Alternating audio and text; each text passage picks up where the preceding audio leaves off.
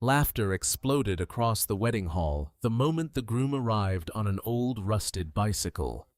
Rebecca Mokoena's own family covered their faces in shame as guests mocked the dusty man standing at the entrance. Her mother called him the biggest mistake of Rebecca's life, while her wealthy ex-fiancé smirked, certain the wedding would never happen. Yet Thabo Dlamini never argued. He simply looked into Rebecca's eyes and smiled, as if he already knew something no one else did. Minutes later, every person who had laughed at him would wish they had remained silent forever. Before we begin, tell us where you're watching from and what time it is in your country. We'd love to know how far this story has traveled. If you enjoy emotional stories about hope, justice, and unexpected twists, don't forget to subscribe so you won't miss our next journey. Morning sunlight spilled across the quiet streets of Soweto, Johannesburg, where the day always seemed to begin with the same rhythm. Taxi horns echoed from busy intersections, children in neatly pressed school uniforms hurried toward their classrooms, and street vendors arranged fresh fruit, homemade bread, and steaming cups of tea before the city reached its busiest hour. Among those children was always a familiar figure walking beside them with a warm smile. Rebecca Mokoena believed that every child deserved to be greeted by name before they entered school. She had made that promise to herself during her first year as a teacher. While many educators rushed into their classrooms carrying piles of books, Rebecca preferred standing at the school gate every morning, shaking tiny hands, asking about sick grandparents, congratulating students who had improved their grades, and encouraging those who struggled. The children adored her because she never treated them as numbers on a class register. She remembered birthdays, favorite colors, and dreams that many adults considered impossible. Some wanted to become doctors. Some dreamed of playing football for South Africa. Others simply hoped their parents would find stable jobs. Rebecca listened to every dream as though it mattered. Her salary was modest, barely enough to cover her monthly expenses, yet she never complained. Whenever a student arrived without lunch, she quietly shared hers. When a family could not afford notebooks, she found a way to buy them without making anyone feel ashamed. Her colleagues often wondered why she smiled so easily. Rebecca would simply answer, "Kindness costs less than regret." After school, she usually walked home instead of taking a taxi. The longer walk allowed her to enjoy the lively streets of Johannesburg, where music drifted from small shops and neighbors greeted one another, despite carrying heavy burdens of their own. Her family lived in a respectable neighborhood that had grown rapidly during the past decade. Large brick houses lined the streets, expensive cars filled most driveways, and nearly every conversation seemed to revolve around promotions, investments, or luxury vacations. To Rebecca, however, none of those things felt important. Unfortunately, her family felt differently. Her father, Samuel Mokoena, had spent more than 30 years building a successful construction company. He believed success should always be visible through expensive clothing, prestigious friends, and impressive possessions. Her mother, Grace Mokoena, admired wealthy families throughout Johannesburg and dreamed of seeing Rebecca marry into one of them. She often reminded her daughter that beauty and education were valuable only if they opened the door to a richer life. Rebecca had heard the same speech countless times. "A woman has one chance to choose the right husband," Grace would say. Rebecca always answered with quiet patience, "I want someone with a good heart." Grace would sigh dramatically. "A good heart doesn't pay bills."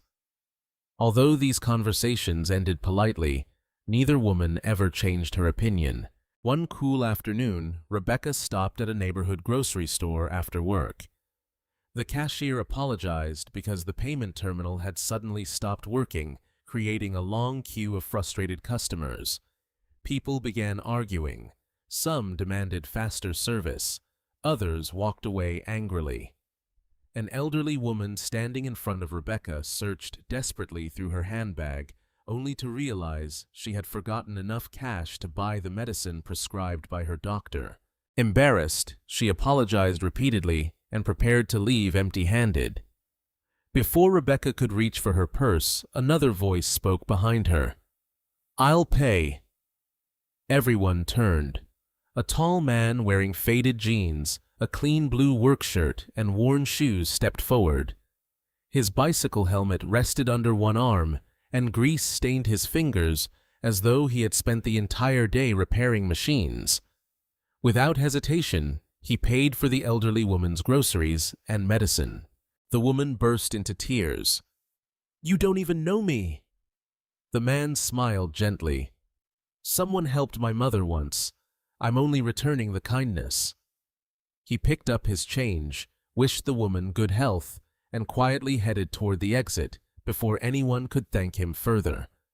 Rebecca found herself watching him through the glass doors. Outside, he unlocked an old bicycle whose paint had faded long ago. The chain squeaked slightly as he rode away into the afternoon traffic. There was nothing remarkable about the bicycle, nothing expensive, nothing impressive. Yet the kindness she had just witnessed stayed with her all evening. A week later, Rebecca encountered him again. This time, one of her students had accidentally fallen while chasing a football after school. Before anyone else reacted, the same man stopped his bicycle, examined the boy's scraped knee, cleaned the wound using a small first aid kit he carried in his backpack, and stayed until the child's mother arrived. He never tried to attract attention. He simply helped. Rebecca finally approached him. "Thank you for what you did." The man smiled politely. "It wasn't much." "I'm Rebecca." He extended his hand. "Thabo Dlamini." His handshake was firm but gentle. For several minutes, they talked beneath the shade of a large jacaranda tree. Rebecca learned that Thabo worked repairing bicycles and small machinery at a neighborhood workshop. He enjoyed fixing broken things because, as he put it, most things deserve a second chance before being thrown away. Rebecca laughed softly. "Do you always speak like that?" He shrugged. "Only when people ask questions." Their conversation felt surprisingly easy. There was no boasting, no attempts to impress, no awkward silence, only two strangers discovering that they enjoyed seeing the world in similar ways. Over the following months, their paths crossed more often, sometimes at the grocery store, sometimes outside the school, sometimes at the local community center, where volunteers distributed food parcels to struggling families. Every time Rebecca saw Thabo, he seemed to be helping someone. Repairing an elderly man's wheelchair without charging him, fixing children's bicycles free of charge, carrying heavy bags for a pregnant woman, reading stories to children while they waited for their parents. He never appeared to expect gratitude. He simply disappeared once the work was done. Rebecca gradually realized she looked forward to those unexpected meetings more than she wanted to admit. One Saturday afternoon, Thabo invited her to join a community cleanup project in a neglected park.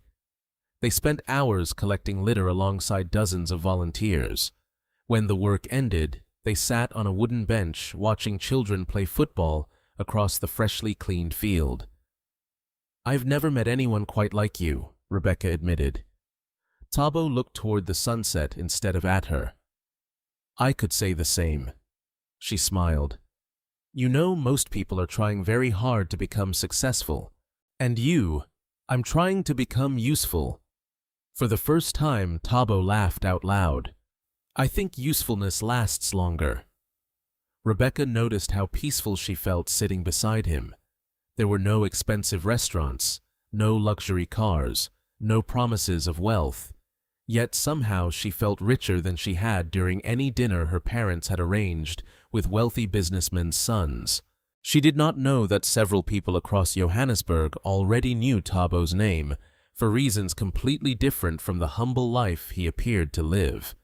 Nor did she notice the black luxury sedan parked across the street. Inside, a middle-aged man wearing an elegant suit watched Thabo from a distance before quietly making a phone call. "Sir," he said respectfully, "Mr. Dlamini is with her again." A calm voice answered from the other end. "Good. Keep your distance. Do not interfere." The call ended.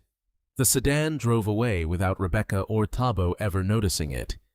As they continued talking beneath the fading evening sky, neither of them realized that their simple friendship had already begun attracting attention from people whose lives were connected to secrets far greater than either of them could imagine.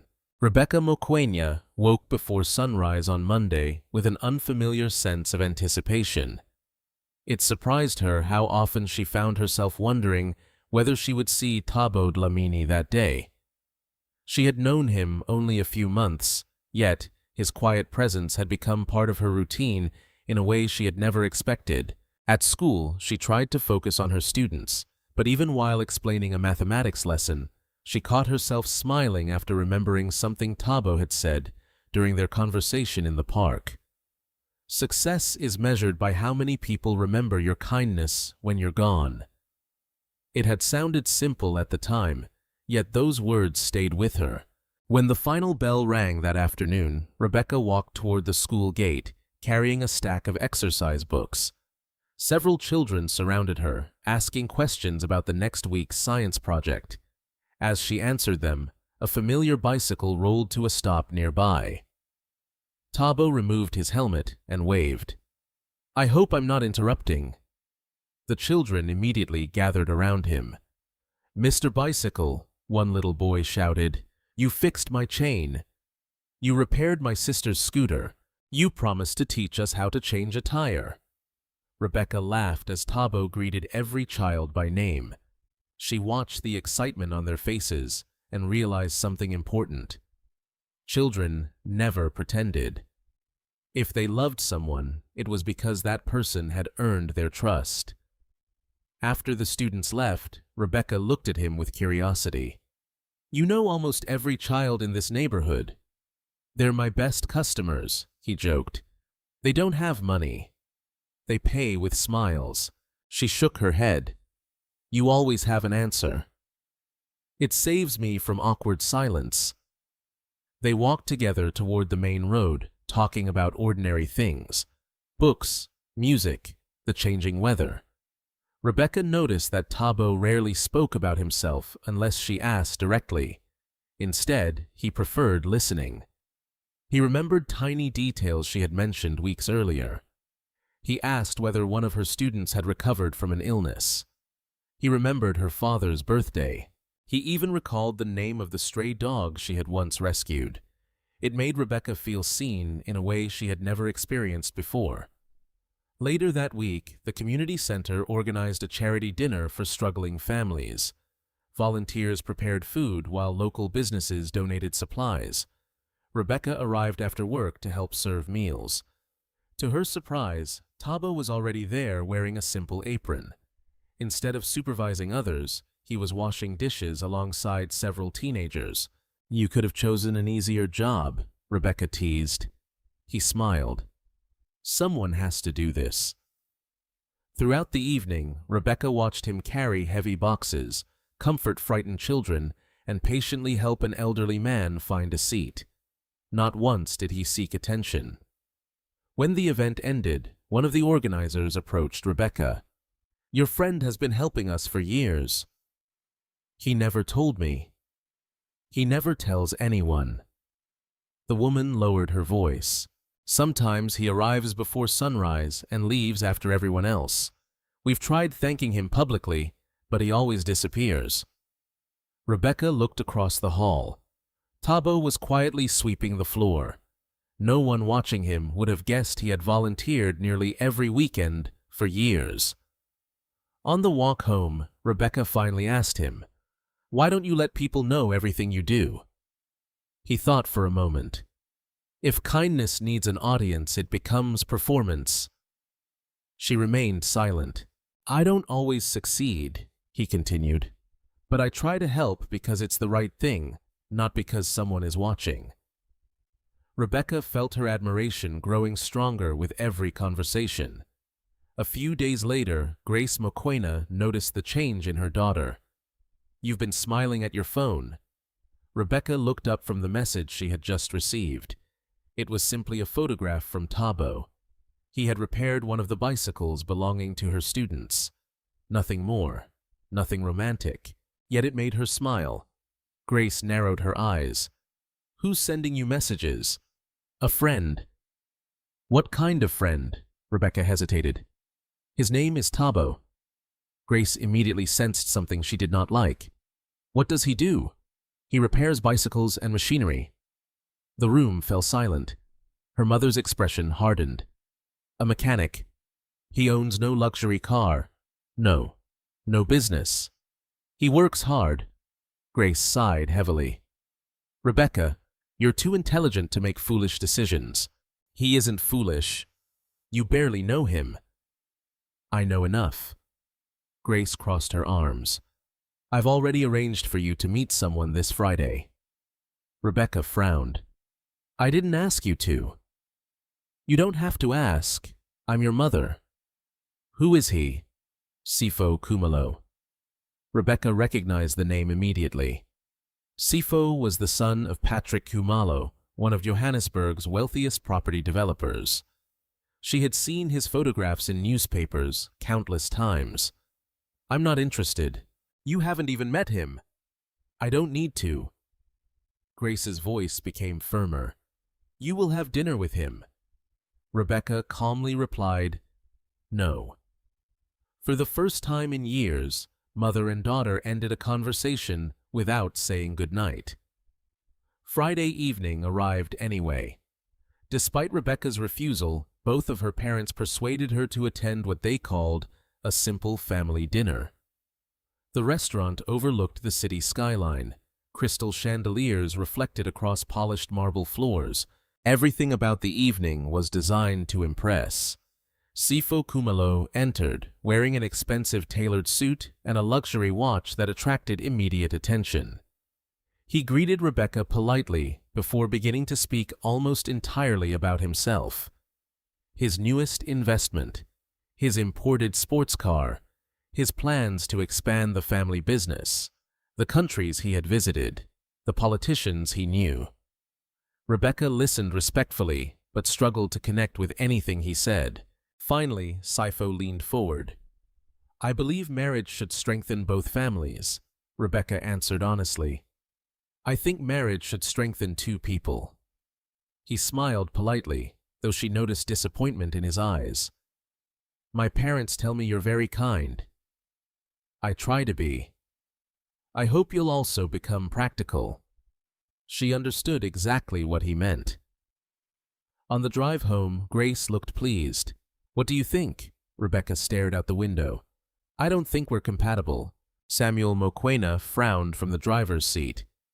"Why not?" "We want different things." Grace's patience disappeared.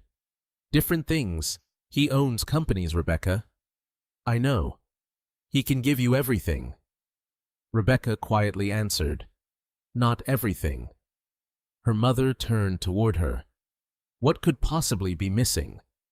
Rebecca looked at the passing streetlights. Peace. Neither parent spoke another word during the journey. The following afternoon, Rebecca met Thabo at the neighborhood market. He immediately noticed something was bothering her. "You've been thinking too much." "Is it that obvious?" "You've greeted 3 different people without realizing they weren't me." She laughed despite herself. Then she told him about the dinner. She expected jealousy, perhaps disappointment. Instead, Thabo simply listened. When she finished, he smiled gently. "You deserve someone who makes your heart feel safe." Rebecca looked into his eyes. "And what if I've already found that person?"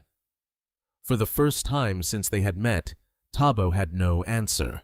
The question Rebecca had asked lingered in Thabo Dlamini's mind long after they parted at the neighborhood market. "And what if I've already found that person?" He had wanted to answer immediately.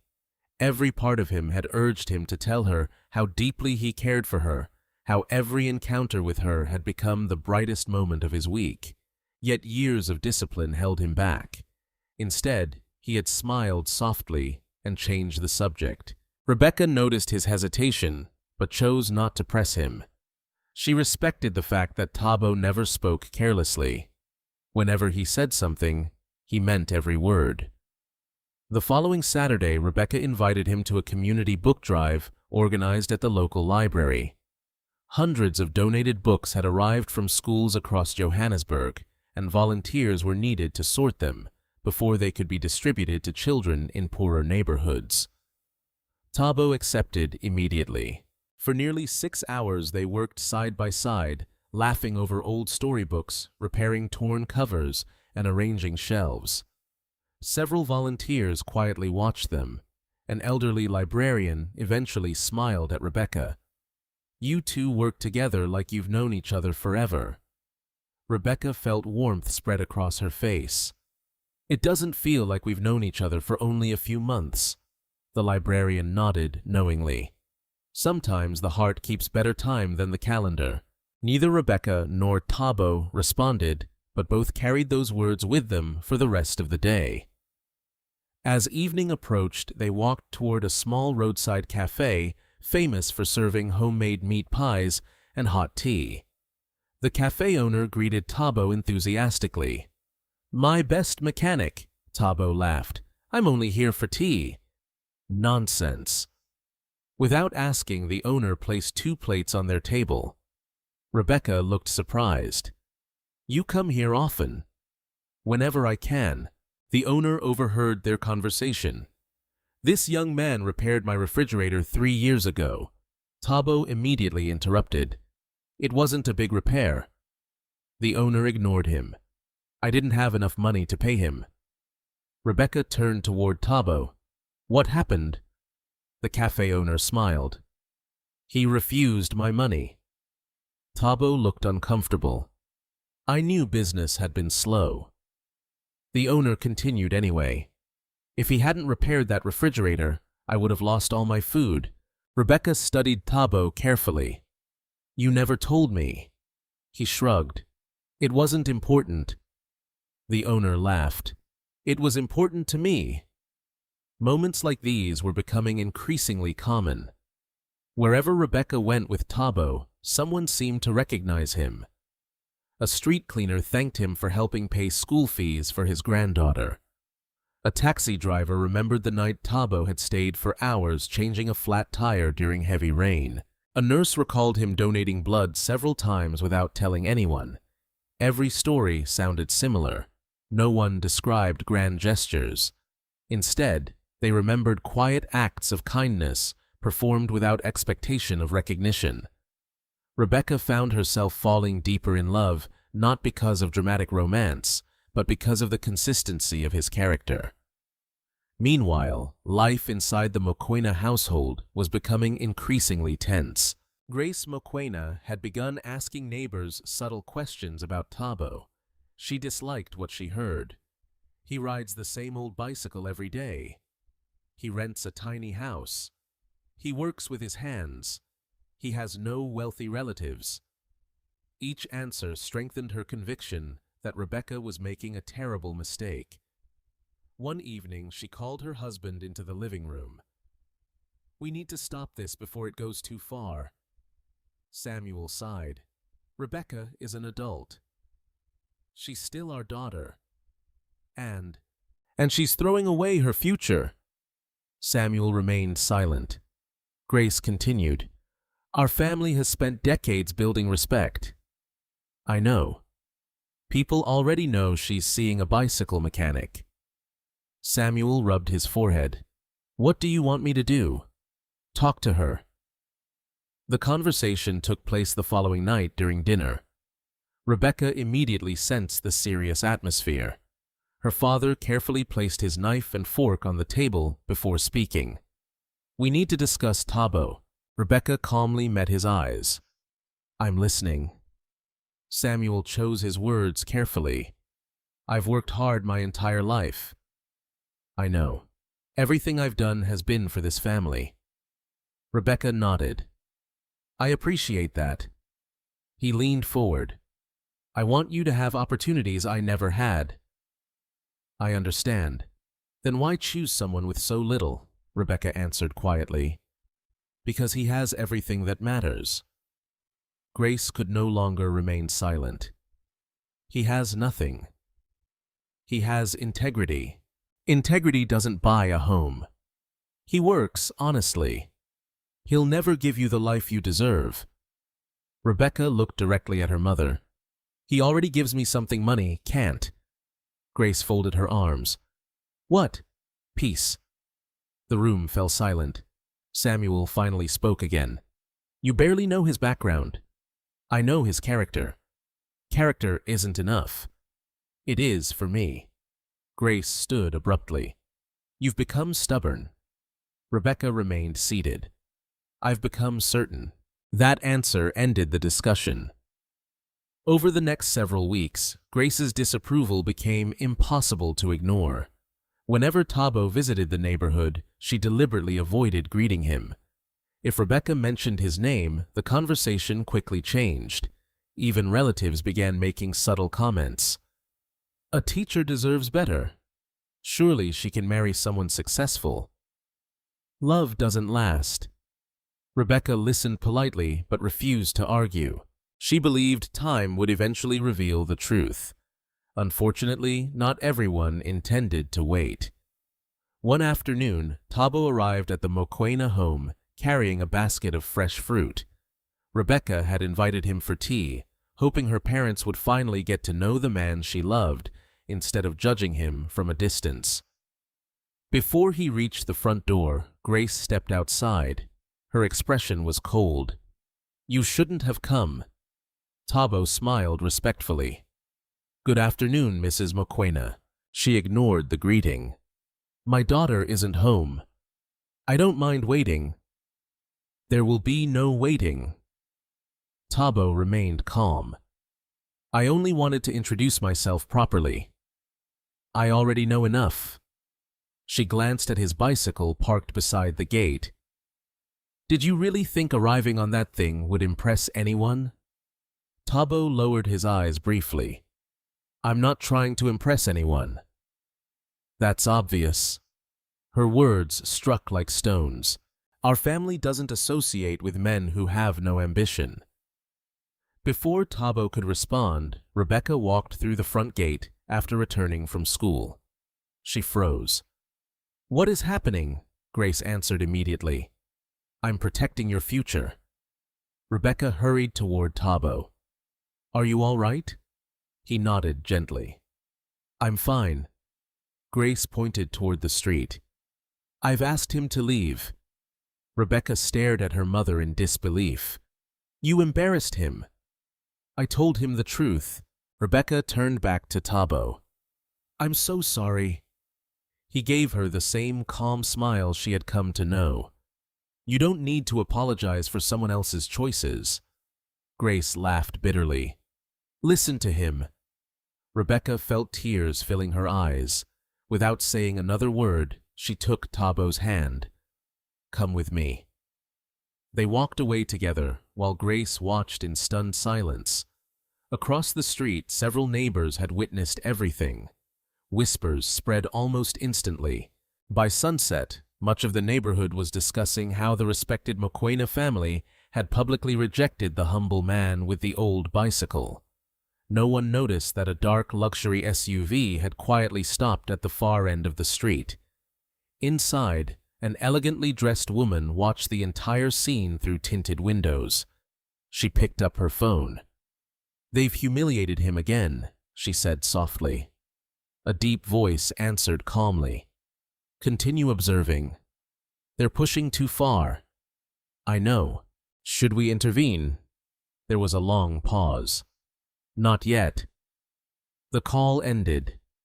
The SUV disappeared into the evening traffic, leaving behind only one certainty. The humiliation Thabo had quietly endured was far from over. The morning after Grace Mokoena humiliated Thabo outside the family home, Rebecca barely slept. Every time she closed her eyes, she saw the calm expression on Thabo's face as her mother dismissed him in front of curious neighbors. What hurt her most was not that he had been insulted, but that he had accepted the humiliation without defending himself. She knew him well enough to understand that silence did not mean weakness. It meant restraint. When Rebecca arrived at school that morning, one of her colleagues immediately noticed something was wrong. "You look exhausted," Mrs. Ndlovu said as they arranged books in the staff room. Rebecca forced a smile. "I didn't sleep much." "Worried about your family?" Rebecca hesitated before nodding. "My parents don't approve of someone important to me." Mrs. Ndlovu smiled gently. "Sometimes parents confuse security with happiness." Rebecca sighed. "I wish they could see him the way I do." "They will." "What if they never do?" The older teacher rested a reassuring hand on her shoulder. "Truth has a way of arriving even when people spend years running from it." Those words comforted Rebecca more than she expected. After classes ended, she walked toward the bicycle workshop where Thabo spent most of his day. It was a modest building squeezed between a hardware store and a tailor's shop. Old bicycles stood outside waiting for repairs, while the sound of metal tools echoed from inside. Thabo looked up as she entered. His face immediately brightened. "I wasn't expecting you." Rebecca looked around the workshop. It was clean, despite the constant work. Every tool hung neatly in its place. Several repaired bicycles waited beside the wall, each with a handwritten tag describing the work completed. "You keep everything so organized," she said. He smiled. "It saves time." Rebecca stepped closer. "I'm sorry about yesterday." "You've apologized already." "I still feel responsible." "You shouldn't. My mother embarrassed you." Thabo wiped his hands with a cloth before answering. "Your mother's opinion belongs to her." "It still hurts." He looked at her kindly. "It hurts you more than it hurts me." Rebecca lowered her eyes because she knew he was right. At that moment, an elderly man entered the workshop, carrying a broken walking frame. "Thabo, I'm sorry to bother you again." "You never bother me, Mr. Kosa." "The wheel broke." "Leave it with me." "I don't have enough money today." Thabo smiled. "Then today it's free." The old man protested. "I insist on paying." "You can pay me by taking care of yourself." The man laughed warmly. "You always say that." After he left, Rebecca folded her arms. "Do you ever actually charge anyone?" "I charge most people." "But not everyone." "Some people need help more than I need money." Rebecca shook her head in admiration. "No wonder everyone respects you." He quietly returned to repairing the walking frame. Respect had never been something Thabo chased. It simply followed him. Later that afternoon, Rebecca suggested they visit a nearby children's shelter where she volunteered twice each month. The children welcomed Thabo as if he were a favorite uncle. Some rushed into his arms. Others proudly showed him toys he had repaired months earlier. A little girl named Naledi held up a teddy bear with one stitched ear. "You fixed him," Thabo smiled. He looked lonely without his ear. Rebecca watched every interaction. None of it appeared rehearsed. The children trusted him completely. While the children played outside the shelter, director approached Rebecca. "You're fortunate." Rebecca smiled. "I know. Do you know how long he's been helping us?" She shook her head. "No." "Almost 6 years." Rebecca stared in surprise. 6 years? He brings supplies whenever we're running low. I've never seen him deliver anything." "That's because he comes before sunrise." Rebecca looked towards the playground, where Thabo was teaching children how to balance on small bicycles. "He never mentioned any of this. He asked us never to." That evening, they walked slowly through the neighborhood park. The sky glowed orange as the sun disappeared behind Johannesburg's skyline. Rebecca finally stopped walking. "I've been thinking," Thabo smiled. "That's usually dangerous." She laughed softly. "I'm serious." "So am I." She looked into his eyes. Why do you hide so much of yourself? What do you mean? You help everyone. You volunteer. You repair things for free. You donate your time. You never tell anyone. He looked toward a nearby playground before answering. When kindness becomes a story about the person giving it, people stop seeing the people receiving it. Rebecca felt another piece of his heart reveal itself. I don't think I've ever met anyone like you. You haven't met many mechanics. She laughed again. I wasn't talking about mechanics. He smiled but said nothing. At the Mokoena home, however, very different conversations were taking place. Grace had invited her younger sister, Patricia Malife, for tea. Patricia listened carefully while Grace described Rebecca's growing relationship with Thabo. So he's still around? Patricia asked. Grace sighed dramatically. More than ever. Samuel quietly read the newspaper without participating. Patricia frowned. Rebecca has always been sensible. Not anymore, Grace replied. She's letting emotions control her. Samuel finally lowered his newspaper. Perhaps we're judging him too quickly. Grace stared at her husband. You're defending him now. I'm saying we don't actually know him. I know enough. Do you? Grace crossed her arms. He repairs bicycles. So, he rides an old bicycle. So, he has no status. Samuel calmly folded the newspaper. I've known wealthy men with no character, Grace answered sharply. And I've known poor men who destroyed their families. Patricia interrupted before the discussion became an argument. What if we simply investigate him? Grace nodded slowly. I've already thought about that. Samuel looked uncomfortable. You want to spy on him? I want facts. The next morning, Grace hired a private investigator named Victor Maseko. Victor had built a reputation for uncovering personal histories and financial records for wealthy clients throughout Johannesburg. Grace handed him a photograph of Thabo. I want to know everything. Victor studied the picture. What exactly are you looking for? The truth. Any particular suspicion? Grace hesitated. Nobody can be that calm. Victor smiled slightly. I'll begin today. Meanwhile, completely unaware of the investigation, Thabo received an unexpected visitor at his workshop. A young woman wearing an elegant navy business suit stepped inside carrying a leather folder.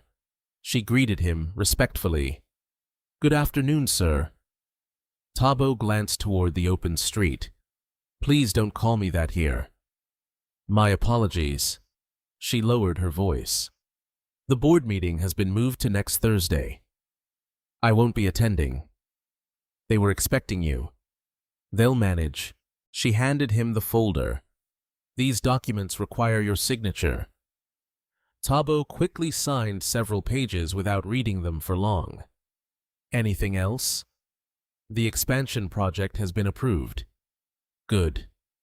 The directors also asked whether they should announce your return. Thabo closed the folder. Not yet. As you wish. She accepted the documents and left through the back entrance exactly as instructed. Neither of them noticed Victor Maseko standing across the street with a camera. He had photographed the entire meeting, but from where he stood he could not hear a single word. He simply watched an elegantly dressed executive arrive in a luxury sedan, respectfully greet the humble bicycle mechanic, hand him confidential documents, and leave minutes later. Victor frowned. This is getting interesting. For the first time since accepting Grace Mokoena's assignment, he realized that the quiet man everyone dismissed as an ordinary mechanic might be hiding a life no one had imagined. Victor Maseko sat inside his car across the street for nearly another hour after the elegant businesswoman left Thabo's workshop. He replayed the photographs on his camera several times. The woman's expensive suit, the luxury sedan, the respectful way she had lowered her head while speaking to Thabo. None of it matched the life of an ordinary bicycle mechanic. Still, photographs alone proved nothing. Victor decided to continue watching. Inside the workshop, Thabo returned to repairing a child's bicycle, as though nothing unusual had happened.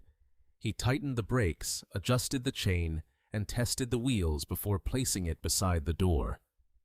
A little boy arrived moments later with his grandmother. "Is it ready?" he asked excitedly. Thabo smiled. "Try it." The boy rode happily around the sidewalk before stopping in front of him. "It feels brand new. It should last a long time now." His grandmother reached into her handbag. "I owe you." Thabo gently shook his head. "You've already paid enough." "But you replaced 2 parts." "I had spare ones." She looked at him gratefully. "May God bless you." After they left, Victor quietly wrote another note. "Never argues, never asks for recognition, frequently refuses payment." The profile becoming clearer somehow made the man even more mysterious. That evening, Rebecca met Thabo at their favorite park after finishing work. He was already sitting on the familiar wooden bench, watching children play football. "You look tired," she said. "I've been busy." "So have I." Rebecca sat beside him. "My mother has become even more determined." Thabo nodded calmly. "I expected that." "You don't seem surprised." "I've met people who measure life by possessions."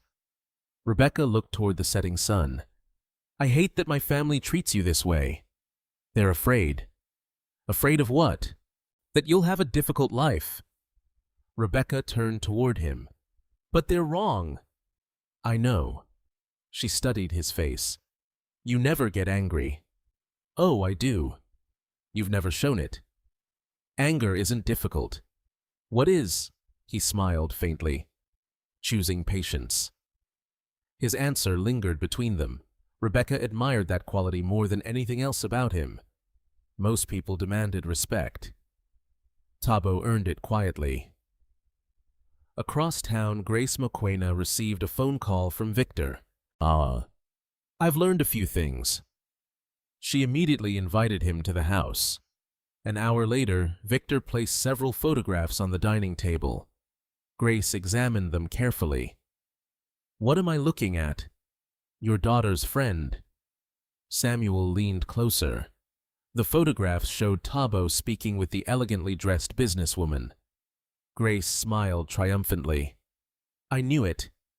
Samuel frowned. "Knew what?" "He's lying." Victor remained cautious. "I don't know that."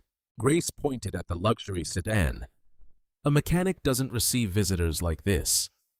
Samuel asked quietly, "Did you identify the woman?" "Not yet." "Did you hear their conversation?" "No."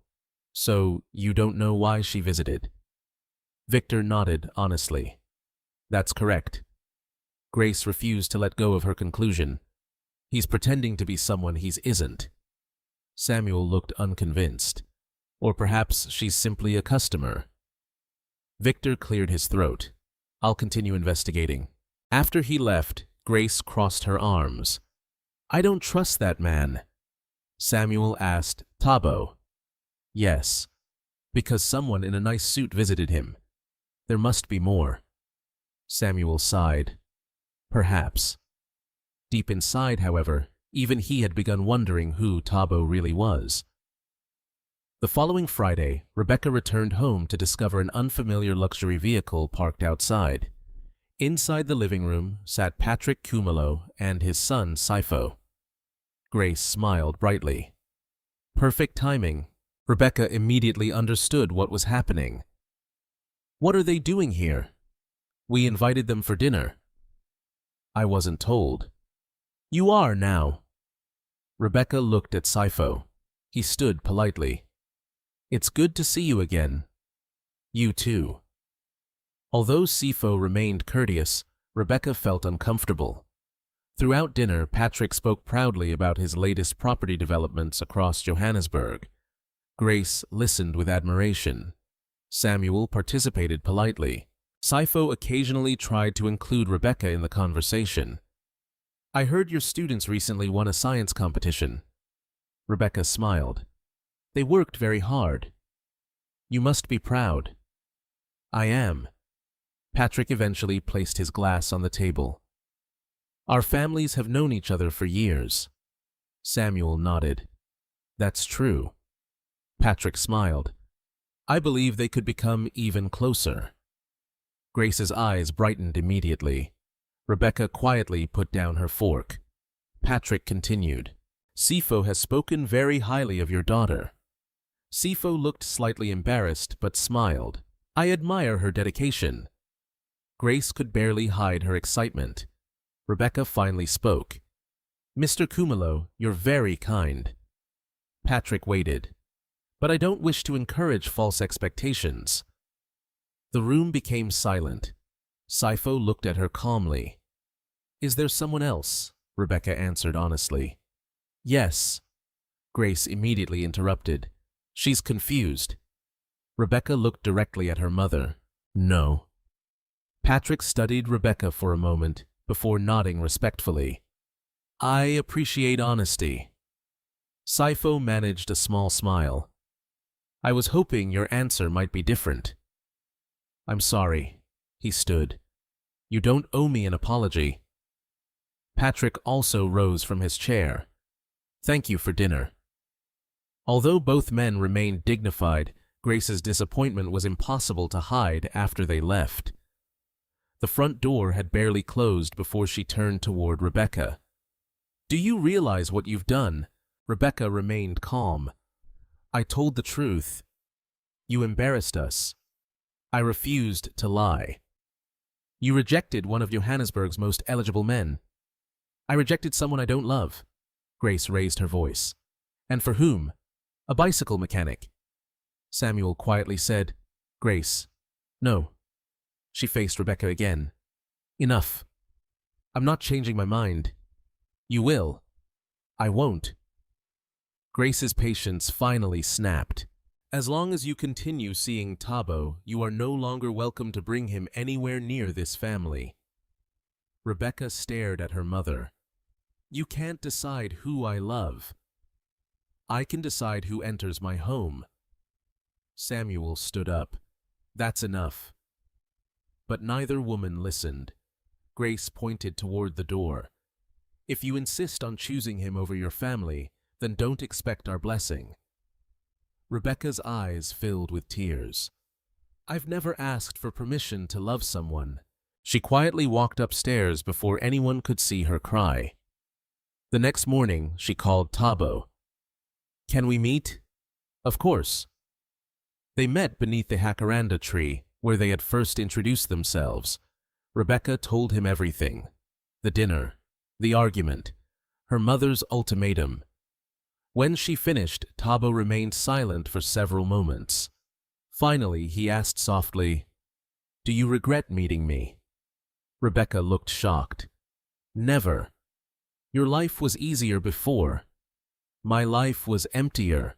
He lowered his eyes. I don't want to become the reason you lose your family. You aren't. They may never forgive you. I hope one day they will. Thabo looked at her with deep affection. I've been thinking about something. What? I don't want us to keep hiding. Rebecca felt her heart beat faster. What are you saying? He took a slow breath. I think it's time I asked you a question I've wanted to ask for a long time. Before he could continue, the sound of an approaching bicycle bell interrupted them. An elderly woman hurried toward Thabo. Please help, she cried. My grandson has collapsed. Without hesitation, Thabo grabbed his backpack and ran after her. Rebecca followed close behind. Neither of them realized that someone across the street had witnessed everything. Victor lowered his camera. For the first time, he found himself questioning not Thabo's honesty, but whether Grace Mokoena had completely misunderstood the man she was determined to destroy. Rebecca ran beside Thabo as they followed the frightened elderly woman through a narrow residential street. People stepped aside after hearing her desperate cries. A small crowd had already gathered outside a modest brick house where a teenage boy lay unconscious on the ground. The boy's grandmother knelt beside him, trembling. He just collapsed while carrying water. Without wasting a second, Thabo placed his backpack on the ground and knelt beside the teenager. His movements were calm and practiced. "Rebecca, could you ask everyone to give him space?" She immediately nodded. "Please move back. He needs fresh air." The neighbors obeyed. Thabo checked the boy's breathing and pulse before opening the small medical pouch he always carried. Rebecca watched with surprise. "You always carry this?" He glanced at her briefly. "You never know when someone might need help." He loosened the boy's shirt collar and carefully positioned him on his side. A few moments later, the teenager slowly opened his eyes. The grandmother burst into tears of relief. "My grandson." "He's awake," Thabo said gently, "but he still needs to be examined at the clinic." One of the neighbors quickly offered to drive them. Before leaving, the grandmother tightly held Thabo's hands. "I have nothing to repay you. You don't owe me anything. I'll never forget this." Thabo smiled. "Take care of him. That's enough." As the vehicle drove away, the remaining neighbors began thanking him. Rebecca noticed something familiar once again. Everywhere they went, people seemed to know him. Not because he was famous, because he had quietly helped them. As they continued walking, she finally asked the question that had been on her mind. "Where did you learn first aid?" Thabo smiled faintly. "A long time ago." "From where?" "I volunteered with emergency response teams for several years." "You've never mentioned that." "There wasn't a reason." Rebecca laughed softly. "You always answer like that." "I know. You keep surprising me." "I hope they're good surprises." "They always are." Later that afternoon, they stopped at a small cafe. The owner immediately greeted them warmly. "Your usual tea?" Thabo nodded. "Thank you." While waiting, Rebecca noticed several framed photographs hanging on one wall. One picture immediately caught her attention. It showed the cafe after a devastating fire years earlier. Standing beside the owner was a young man covered in soot. His face looked familiar. Rebecca walked closer. "Is this you?" Thabo looked toward the photograph. "Yes." "What happened?" Before he could answer, the owner joined them. "This place almost burned down." Rebecca looked surprised. "I never knew." "The fire started in the kitchen late at night." He pointed toward Thabo. "He was riding home when he saw the smoke." Thabo quietly interrupted. "It was nothing." The owner ignored him. "He ran inside before firefighters arrived." Rebecca's eyes widened. "You went inside?" "There were 2 workers trapped. They couldn't reach the back exit." Rebecca looked at Thabo in disbelief. "You never told me." He shrugged. "They survived." The cafe owner smiled. "They survived because of him." Rebecca remained silent for a long moment. Every week she discovered another story, another person, another life he had quietly touched. It no longer felt like coincidence. Kindness seemed to follow him everywhere. Meanwhile, Grace Mokoena had reached a decision. She would no longer wait for Rebecca to change her mind. If persuasion had failed, she would make sure the relationship ended another way. She called Victor Maseko once again. "I need stronger evidence." Victor hesitated. "I've found nothing dishonest." "Keep looking." "He appears to be exactly who people describe. A mechanic." "Yes," Grace frowned. "There has to be something." Victor remained silent.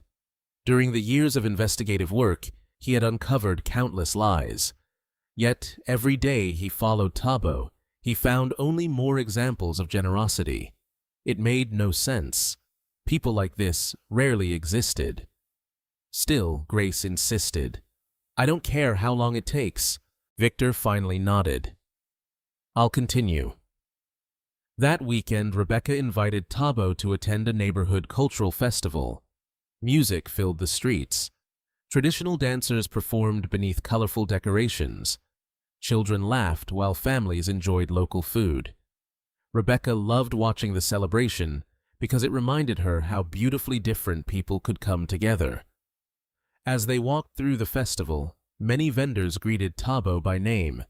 One elderly woman handed him fresh fruit. "No charge." "I can't accept that."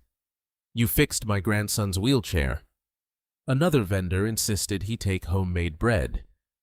"You repaired my delivery bicycle." A third offered drinks. "You helped my daughter find work." Rebecca laughed. "If you accept everything they're offering, we'll need another bicycle." Thabo smiled. "I usually lose these arguments." They continued through the crowd until they reached a charity raffle organized for an orphanage. The host stepped onto the small stage. "Every ticket helps provide school supplies." Without hesitation, Thabo purchased the largest booklet of tickets available. Rebecca noticed he quietly placed every ticket into the donation box without keeping one for himself. "You didn't even enter." "I wasn't interested in winning." "Then why buy them?" "So the children could." She shook her head. "You really are impossible." "Is that a compliment?" "I think so." Before she could say more, someone unexpectedly approached them. Sifo Kumalo. He wore an expensive designer suit despite the casual outdoor event. Rebecca looked surprised. "Sifo." He smiled politely. "Good afternoon." Thabo extended his hand. "It's good to meet you." Sifo accepted the handshake. "I've heard a lot about you." "I hope some of it was good." Sifo smiled politely, but did not answer. Instead, he turned toward Rebecca. "May we speak privately?" Rebecca looked uncertain. "It won't take long." She glanced at Thabo. "I'll be right here," he said. A few steps away, Sifo spoke quietly. "I won't pretend this visit is accidental." "I guessed." "I wanted to ask one last time." Rebecca sighed softly.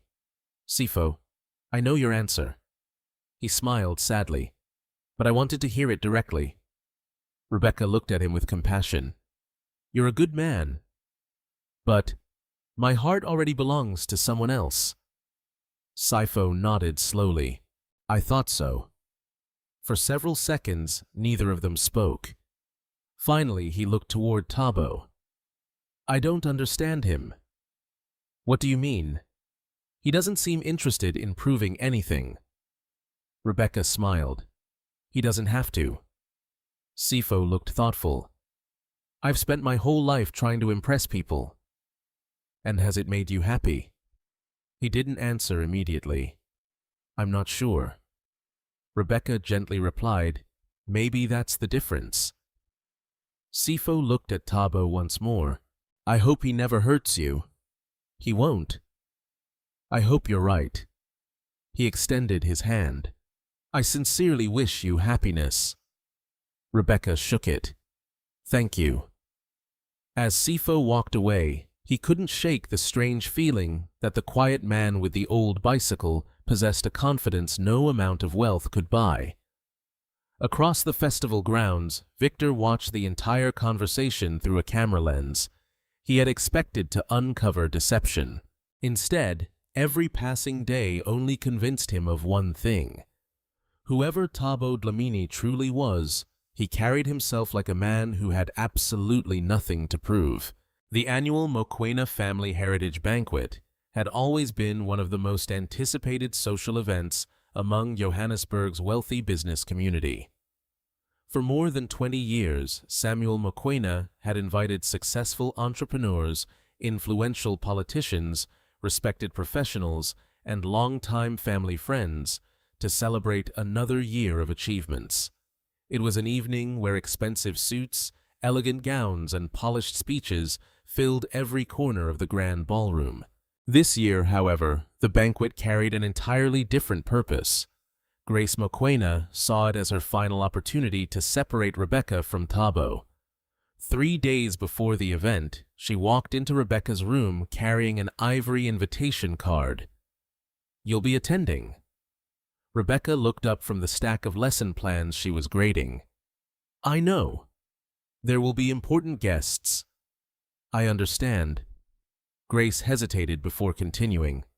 "I don't want Thabo there." Rebecca slowly put down her pen. "Why?" "Because this is a family event." Rebecca met her mother's eyes. "He is important to me."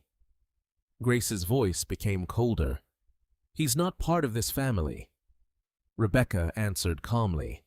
"He deserves the same respect as everyone else." Grace folded her arms. "I've already made my decision." Rebecca remained silent for several moments before speaking. "If he isn't welcome, I don't think I should attend either." Grace stared at her daughter in disbelief. "You would embarrass this family for him. I'm trying to prevent someone else from being embarrassed." Without another word, Rebecca stood and quietly left the room. Later that evening, Samuel found Grace sitting alone in the living room. "You've gone too far." Grace looked at him. "I'm protecting our daughter." "No." Samuel sighed. "You're protecting your pride." Grace shook her head. "You don't understand." "I understand more than you think." He sat beside her. "I've watched that young man for months." "So have I." "I've never seen him disrespect anyone." "That's not enough."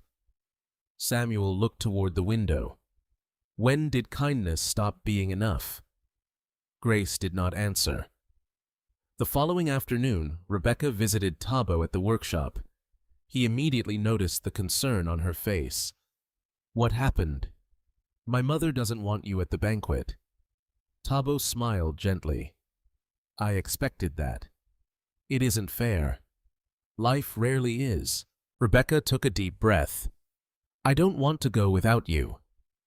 He looked at her quietly. "You should go." "I don't care about the banquet." "But you care about your father." She lowered her eyes. "I do." "Then be there for him." Rebecca searched his face. "Doesn't this bother you?" "Of course it does." "Then why are you so calm?" Thabo smiled faintly. "Because I don't want anger making decisions my heart will regret later." Rebecca reached for his hand. "I wish people could see you the way I do." "One day they will." His confidence surprised her. There was no bitterness in his voice, only certainty. 2 days before the banquet, Victor Maseko finally uncovered a detail that left him completely confused. While reviewing public corporate records, he noticed that several documents connected to Dlamini Holdings required authorization from someone identified only as T. Dlamini. That alone meant little, but every signature looked remarkably similar to the one he had secretly photographed Thabo writing on the documents delivered by the elegant businesswoman. Victor enlarged both images. Every stroke matched, every letter, every curve. His heartbeat quickened. This can't be possible. Instead of calling Grace immediately, he decided to verify everything first. If he was wrong, he would destroy his own reputation. If he was right, the consequences would be enormous. The evening of the banquet finally arrived. Luxury vehicles lined the entrance to the magnificent hotel ballroom. Crystal chandeliers illuminated polished marble floors, while a live orchestra welcomed arriving guests. Rebecca wore a graceful emerald evening gown that reflected her quiet elegance rather than extravagance. Guests complimented her appearance throughout the evening, yet her smile never fully reached her eyes. She kept glancing toward the entrance. Grace noticed. "Stop looking," Rebecca answered honestly. "I was hoping he'd change his mind." "He knows he doesn't belong here." Rebecca turned sharply. "Please, don't say that again." Across the ballroom, Patrick Kumalo and Sifo entered together. Sifo greeted Rebecca warmly. "You look well." "Thank you." "I hope you're feeling better." She smiled politely. "I am." Grace quietly observed the interaction with satisfaction. Everything appeared to be unfolding according to her plan. Then, just as dinner was about to begin, the ballroom doors opened once more. A quiet murmur spread through the room. Standing at the entrance was Thabo. He wore a simple but perfectly tailored dark navy suit. It was elegant without being flashy. He carried no expensive watch, no jewelry, no attempt to impress anyone. Only a small bouquet of white lilies rested in his hands. Rebecca's face immediately brightened. "You came." He smiled warmly. "I couldn't let you spend the evening alone." Several guests whispered among themselves after noticing the old bicycle parked outside the hotel entrance. One businessman laughed softly. "He actually rode here." Another guest smirked. "I've never seen anyone arrive at a gala on a bicycle." The whispers quickly spread across the ballroom. Grace felt her face burn with embarrassment. Without waiting another second, she walked directly toward Thabo. "You shouldn't be here." The music gradually faded as nearby guests sensed confrontation. Thabo remained respectful. "Good evening, Mrs. Mokoena. I told Rebecca this event was for family." "I understand." "Then why did you come?" He calmly held out the bouquet. "I wanted to congratulate Mr. Mokoena for another successful year." Grace didn't even look at the flowers. "What you wanted doesn't matter." Rebecca hurried toward them. "Mother, please." Grace ignored her. "You've humiliated us enough." The surrounding guests watched silently. Sifo stepped forward slightly, but stopped uncertain whether he should interfere. Samuel approached from the opposite side of the ballroom. "Grace," but she continued, "look around you." She gestured toward the elegantly dressed guests. "These people built companies. They lead industries. They represent success." Then she pointed toward the ballroom entrance, where Thabo's bicycle remained visible through the glass doors. "And you arrived on that?" A few uncomfortable laughs echoed through the crowd. Rebecca felt tears forming. "Please stop." Grace's voice became even louder. "My daughter deserves a husband who arrives in a luxury car, not on a rusty bicycle." The room fell completely silent. Every eye turned toward Thabo. Many expected anger. Others expected humiliation. Instead, he simply looked at Grace with quiet dignity. Then he gently lowered the bouquet onto a nearby table. "I never came here to compete with anyone." His voice remained calm. "I only came because I care about your daughter." Grace shook her head. "That will never be enough." Thabo nodded respectfully. "I understand that's how you feel." He turned toward Rebecca. "I'm sorry your evening became more difficult because of me." Rebecca grabbed his hand before he could leave. "No." Her voice trembled. "Don't go." The entire ballroom watched as she stood beside him without hesitation. "I'd rather walk out with the man who respects everyone than stay in a room where kindness is laughed at." A stunned silence filled the hall. No one realized that outside the hotel, a convoy of black luxury SUVs had just turned into the entrance. Rebecca's words settled over the ballroom like complete silence. No one reached for a glass. No one continued eating. Even the orchestra stopped playing as every guest stared at the young teacher standing beside the bicycle mechanic her family had spent months ridiculing. Grace Mokoena could hardly believe what she had just heard. "You would leave with him?" Rebecca looked directly into her mother's eyes. "Yes. In front of everyone. I won't stand by while someone I respect is humiliated." Grace's voice shook with anger. "You're throwing away your future." Rebecca answered quietly. "No, I'm choosing it." Samuel Mokoena closed his eyes for a brief moment. He had hoped the evening would somehow end peacefully, but he now realized the conflict had reached a point where no comforting words could repair it. Around the ballroom, Whispers spread from one table to another. She's actually defending him. I can't believe she's choosing that mechanic. Look at the bicycle outside. What a disaster. Several guests secretly recorded the confrontation on their phones, convinced they were witnessing a scandal that would be discussed throughout Johannesburg's business circles for weeks. Sipho Khumalo watched Rebecca carefully. Although disappointed, he felt something unexpected. Respect. She had remained true to herself despite enormous pressure. He quietly stepped toward Patrick Khumalo. We should leave. Patrick looked at his son. Not yet. I don't think our presence is helping. Patrick nodded slowly. Before either man could move, headlights suddenly flooded the ballroom through the tall glass entrance. One vehicle, then another, then another. Guests instinctively turned toward the front doors.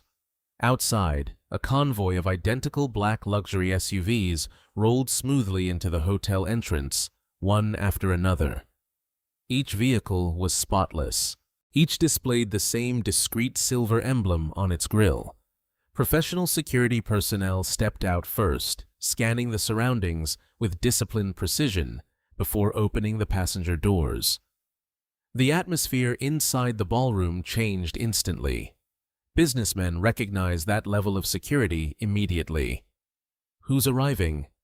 Which minister is this? No government convoy looks like that. Could it be an international investor? Grace frowned in confusion. This wasn't on the guest list. The hotel manager hurried toward the entrance, adjusting his jacket nervously. Even he appeared surprised. The lead security officer entered the lobby first. He wore a dark tailored suit with a discreet earpiece. Without raising his voice, he spoke calmly into a communication device. The location is secure. More security personnel positioned themselves respectfully near the entrance. Not aggressively. Professionally. The ballroom fell silent again. Everyone expected an important executive to appear. Instead, none of the passengers stepped inside. They simply waited. 1 minute passed, then another. Patrick Khumalo quietly narrowed his eyes. I've seen security like this before. Samuel looked toward him. Where? Patrick answered without taking his eyes off the entrance. International investment conferences, Grace whispered impatiently. Who are they waiting for? No one answered.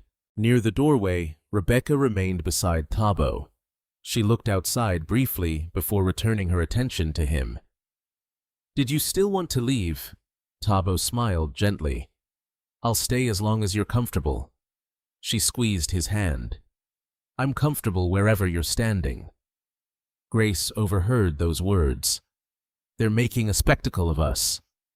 Samuel spoke quietly. Grace, enough. No. She stepped toward Rebecca once again. This ends tonight. Rebecca did not move. I'm listening. Grace pointed toward Thabo. You still have time. Time for what? Walk away. Rebecca shook her head. I won't. You'll regret it. I don't think I will. Grace looked at Thabo. If you truly cared about my daughter, you would leave her alone. Before Thabo could respond, Samuel unexpectedly spoke. Let the young man answer. The room became silent once more. Thabo looked respectfully toward Samuel before speaking. I've asked myself that question many times. Everyone listened. If loving Rebecca meant making her life harder, I would walk away. Rebecca immediately looked at him. But I also know love built on fear isn't love at all. His voice remained calm. I've never asked her to choose between me and her family. I've only asked her to choose honestly. Samuel studied him carefully. For the first time, he noticed there was not a trace of resentment in the young man's eyes, only sincerity. Grace, however, remained unmoved. Sincere words don't change reality. Thabo nodded. You're right. They don't. They simply reveal it. Before Grace could answer, the hotel manager hurried across the ballroom toward them. His expression showed both surprise and nervousness. "Excuse me." Everyone looked at him. He stopped in front of Thabo. For a brief second, the entire room held its breath. The manager bowed his head slightly. "Sir." Thabo gave an almost imperceptible shake of his head. The manager immediately understood. "My apologies." He quickly corrected himself. "Mr. Dlamini." Several guests exchanged confused glances. The manager continued carefully. "There are visitors asking whether now would be an appropriate time." Thabo replied calmly, "Please ask them to wait a few more minutes."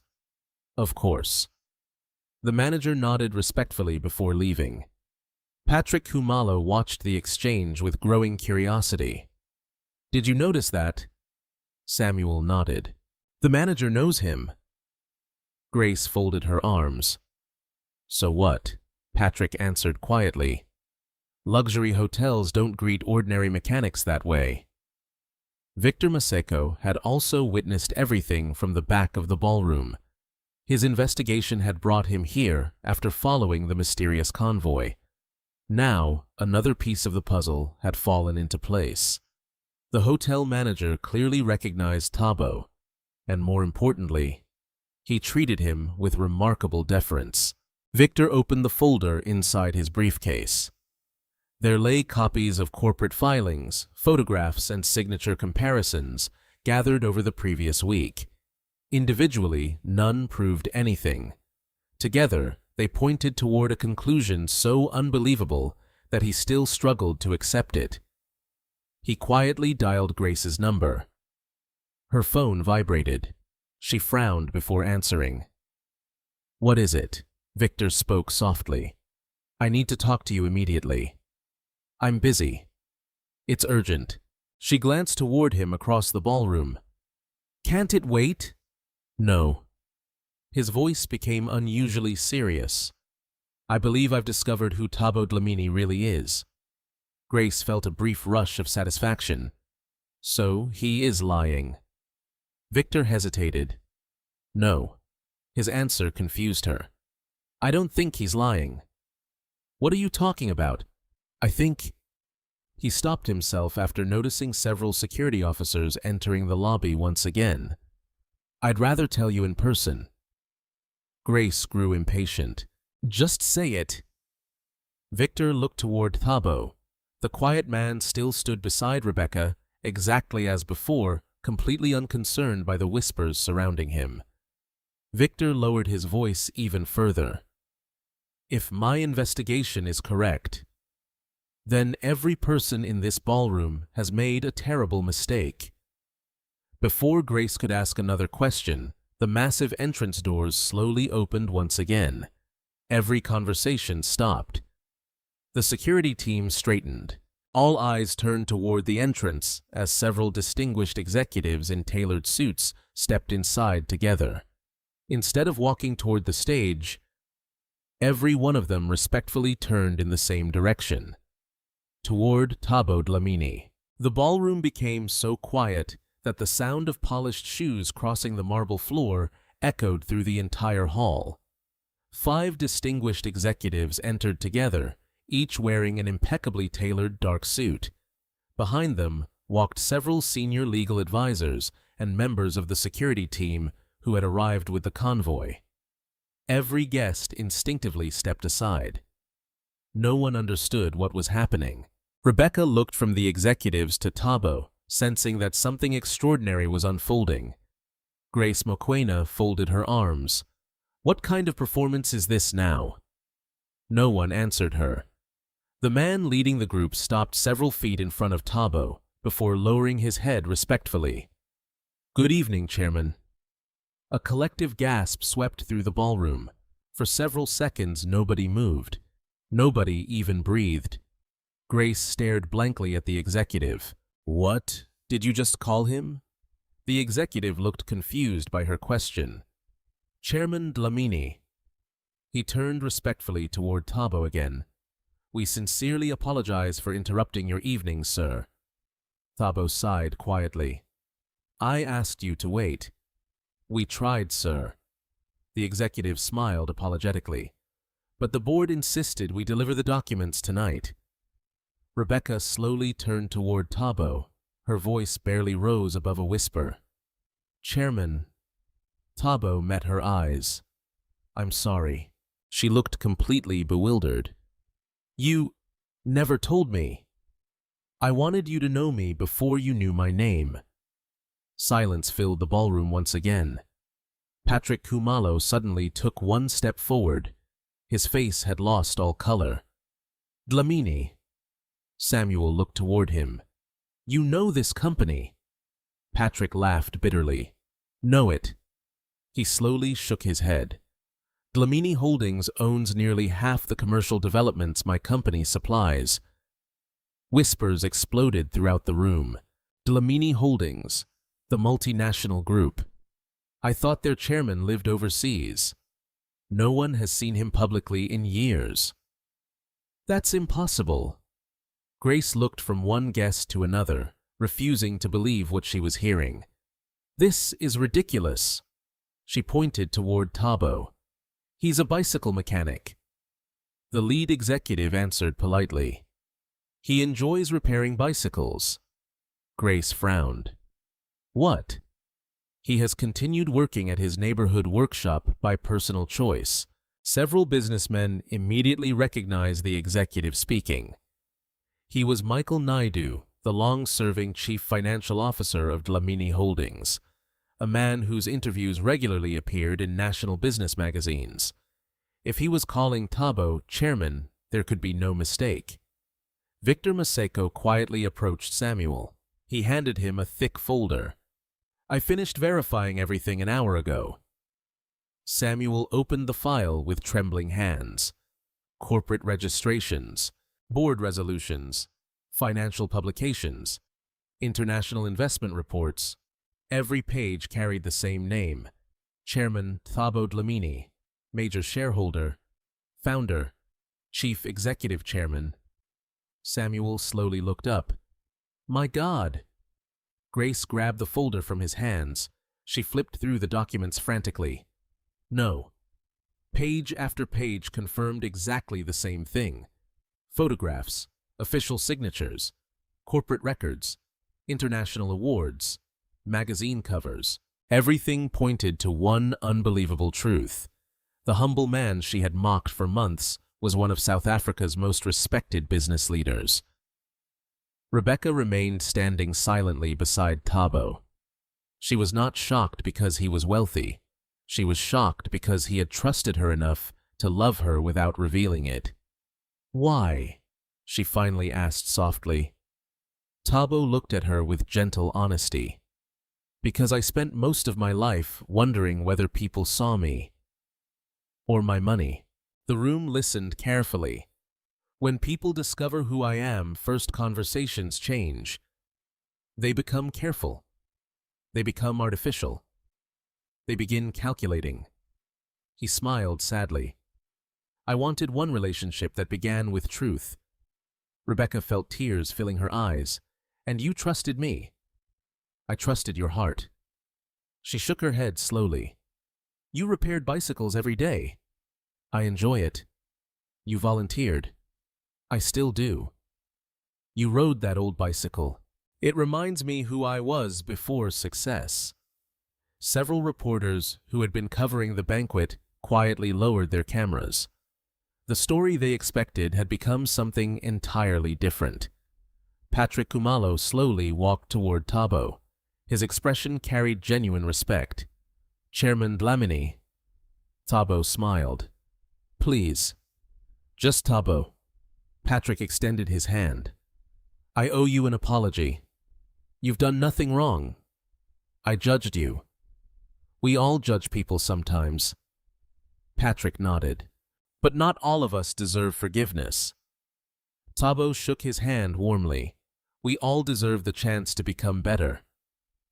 Nearby, Saifo remained completely speechless. He remembered every conversation he had shared with Rebecca. Every moment he had assumed he possessed advantages over the quiet mechanic.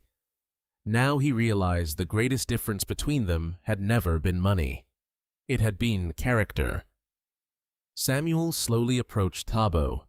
For several moments, he simply stood there. Finally, he spoke. "I've spent my life believing success could be measured." Thabo listened respectfully. "I was wrong." Samuel lowered his head. "I judged you by your bicycle." "I understand." "No." Samuel shook his head. "I don't think I do. I taught my daughter to work honestly. I taught her kindness. And when she found a man who lived those values, I failed to recognize him." His voice began trembling. "I'm ashamed." Thabo gently placed a hand on Samuel's shoulder. "You were trying to protect your daughter. I hurt her instead. You loved her. I loved her poorly." Rebecca quietly embraced her father. Neither of them spoke. Grace remained standing several steps away, unable to process everything unfolding before her. Her confidence had disappeared completely.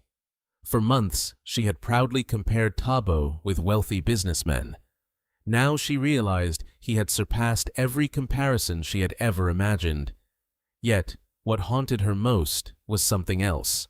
He had never defended himself. He had never mentioned his wealth. He had simply accepted every insult. She slowly walked toward him. Her voice was barely audible. "Why didn't you tell me?" Thabo answered gently. "Would it have changed your opinion?" Grace opened her mouth but found no words, because she knew the answer. Yes, it would have changed everything. He continued quietly. "That was exactly the problem." Grace felt tears forming. "For months, I treated you." She could not finish the sentence. Thabo smiled kindly. "I know. You should hate me. I don't. I humiliated you. You were protecting the future you imagined for Rebecca." Grace covered her face briefly. "I never once asked who you were." "You asked." She looked up. "I just never listened." At the edge of the ballroom, Michael Naidu respectfully approached again. "Chairman." Thabo turned. "The international board members are waiting in the conference suite. I'll be there shortly." Michael nodded. "There is one more matter." "What is it?" "The media has learned you're here." Thabo smiled slightly. "I suspected they would. They're requesting a statement." He looked around the ballroom filled with guests who only minutes earlier had laughed at his bicycle. Then he looked at Rebecca. Finally, he answered calmly, "If I'm going to make any statement tonight, it won't be about business." He reached for Rebecca's hand. "It will be about the woman who believed in me when everyone else believed only what they could see."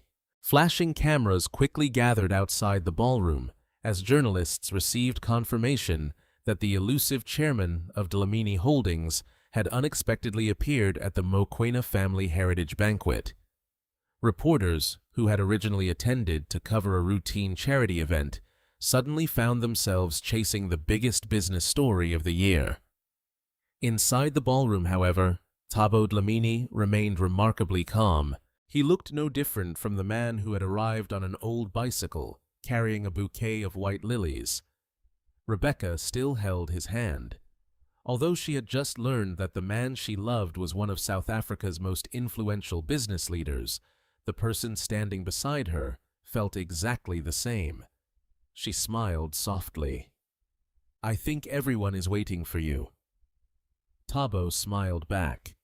"They've been waiting for years." "What do you mean?" He glanced toward the executives standing respectfully near the entrance. "I stepped away from public life a long time ago." Rebecca looked at him curiously. "I never understood why."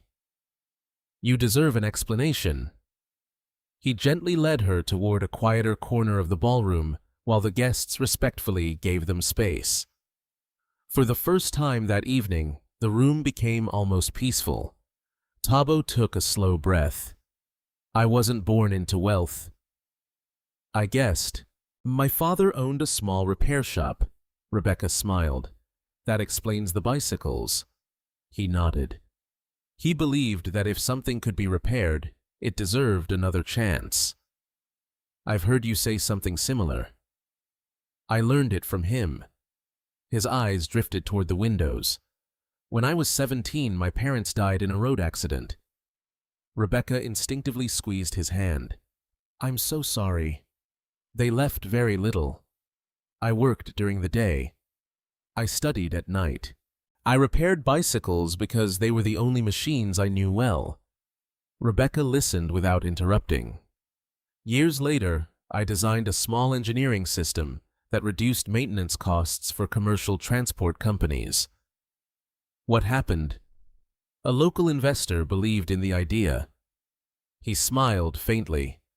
One opportunity became another. One business became several. And eventually, Dlamini Holdings. Rebecca shook her head in amazement. You built everything yourself, not alone.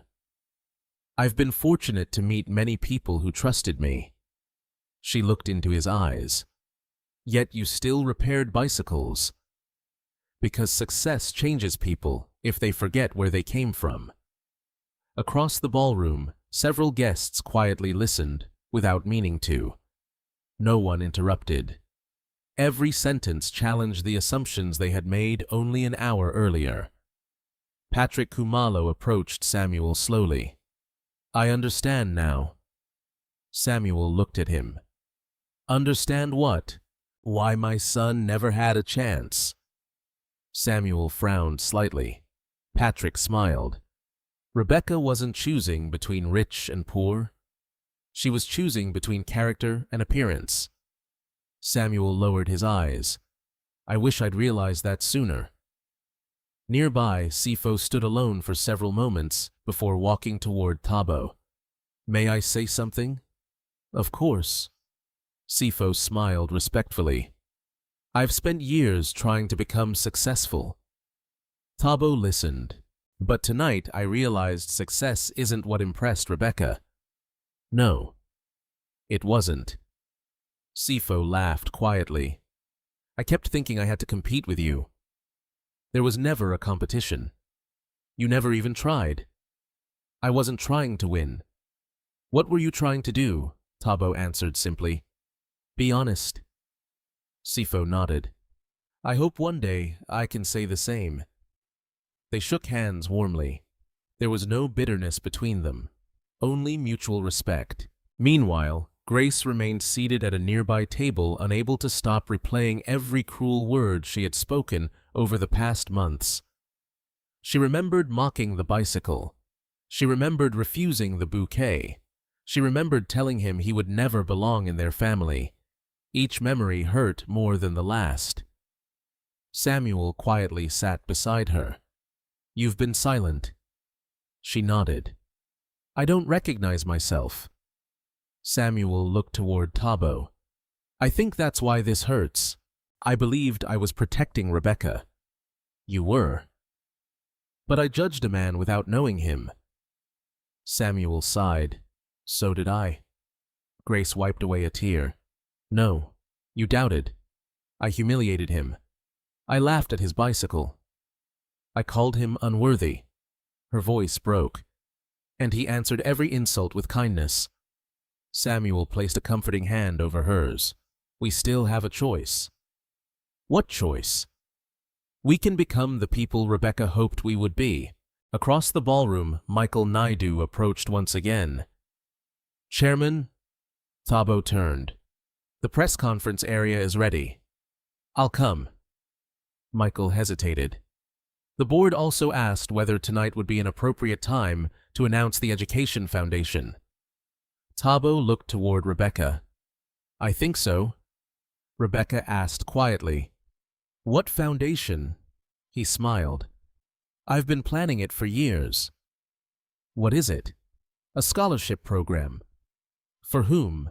For children whose families cannot afford higher education. Rebecca's eyes brightened. That's wonderful.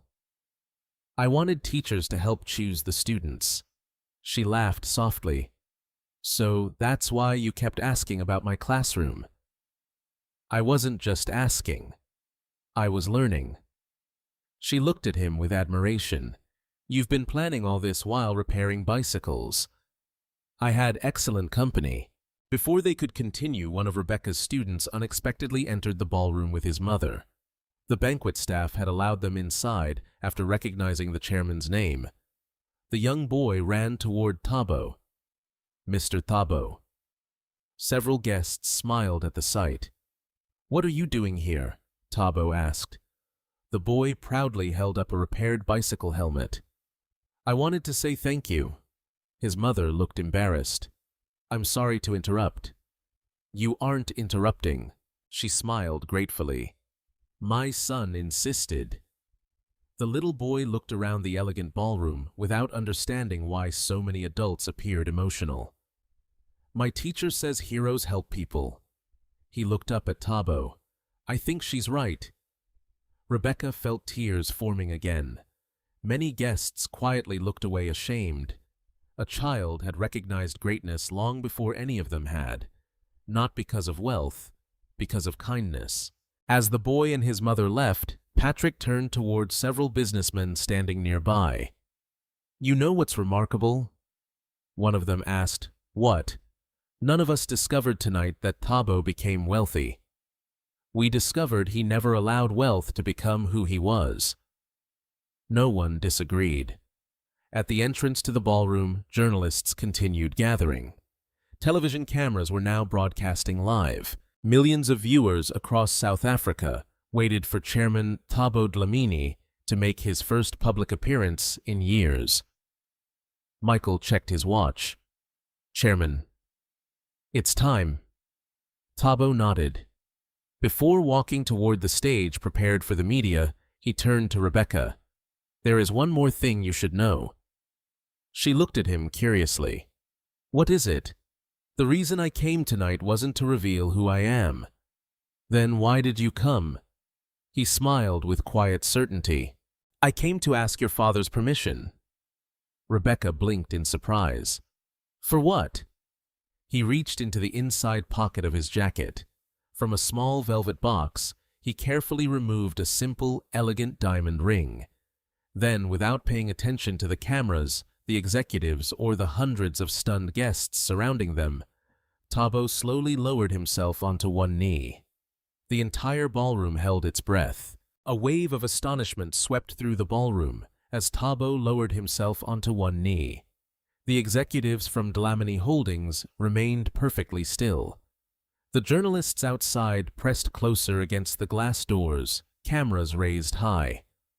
Every guest who had witnessed the evening's dramatic revelations now found themselves watching an entirely different moment.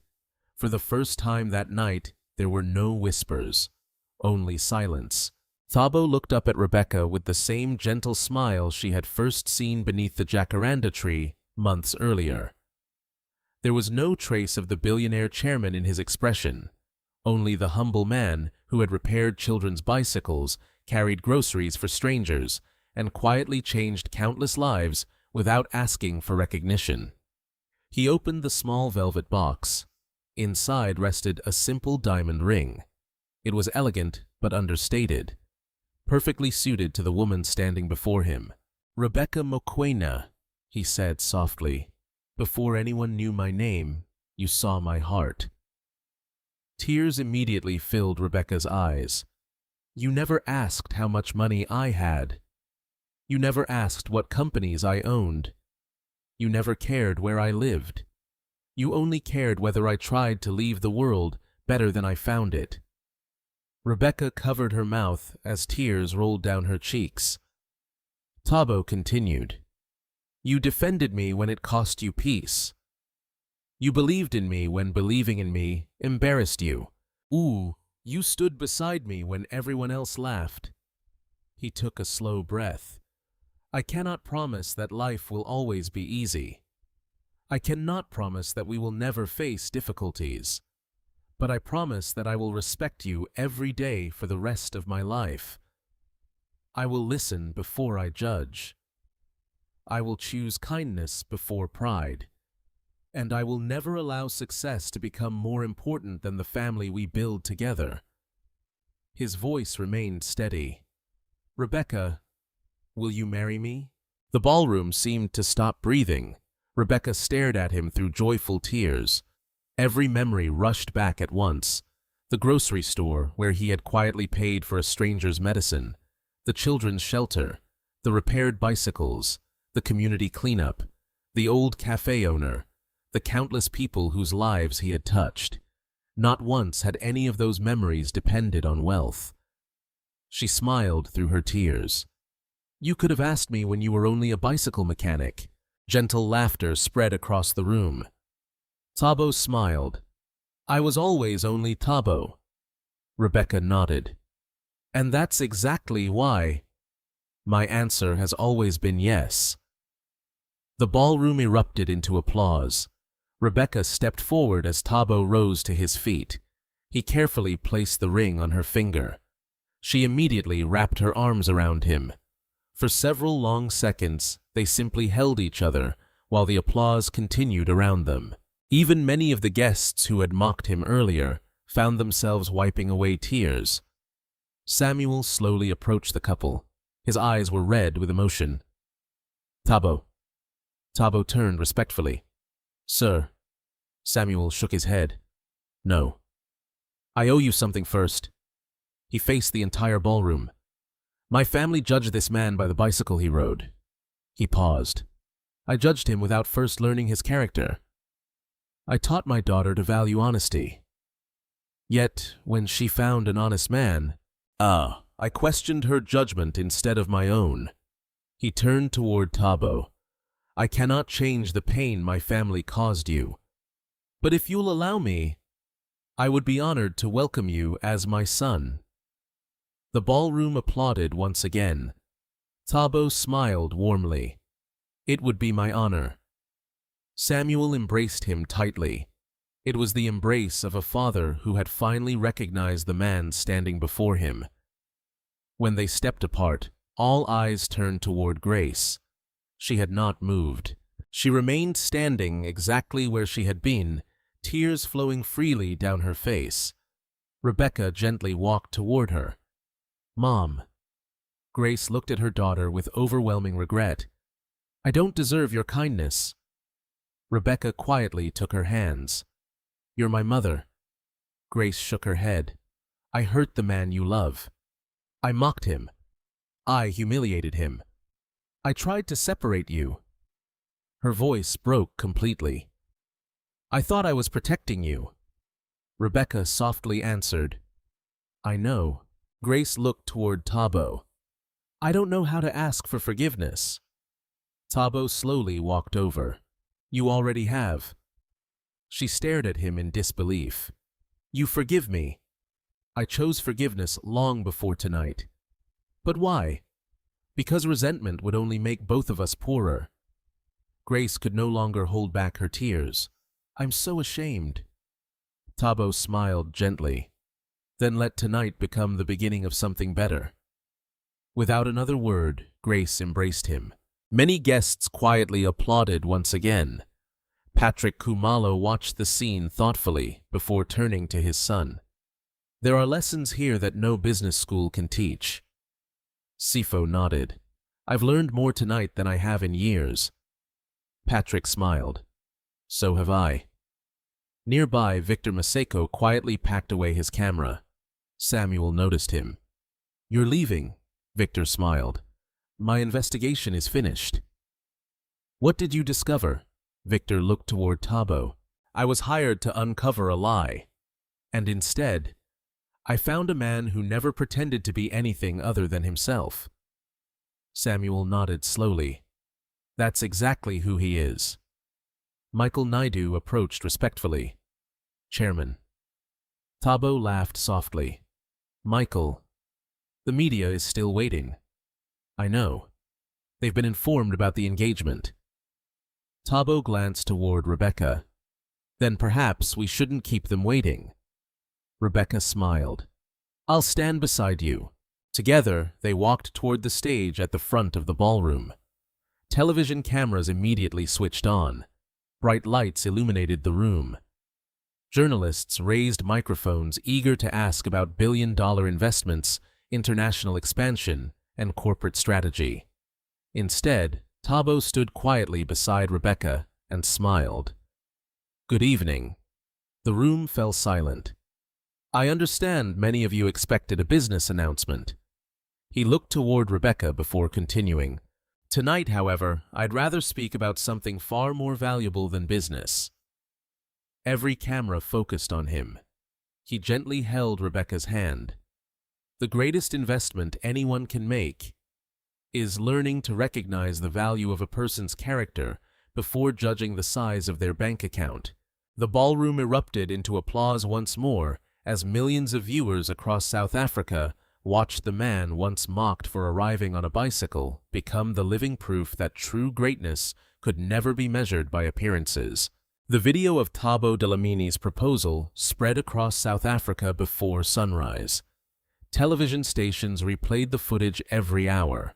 Social media filled with clips showing the quiet man who had arrived on an old bicycle, the stunned expressions of the banquet guests, and Rebecca standing proudly beside him, long before anyone knew he was the chairman of one of the country's largest companies.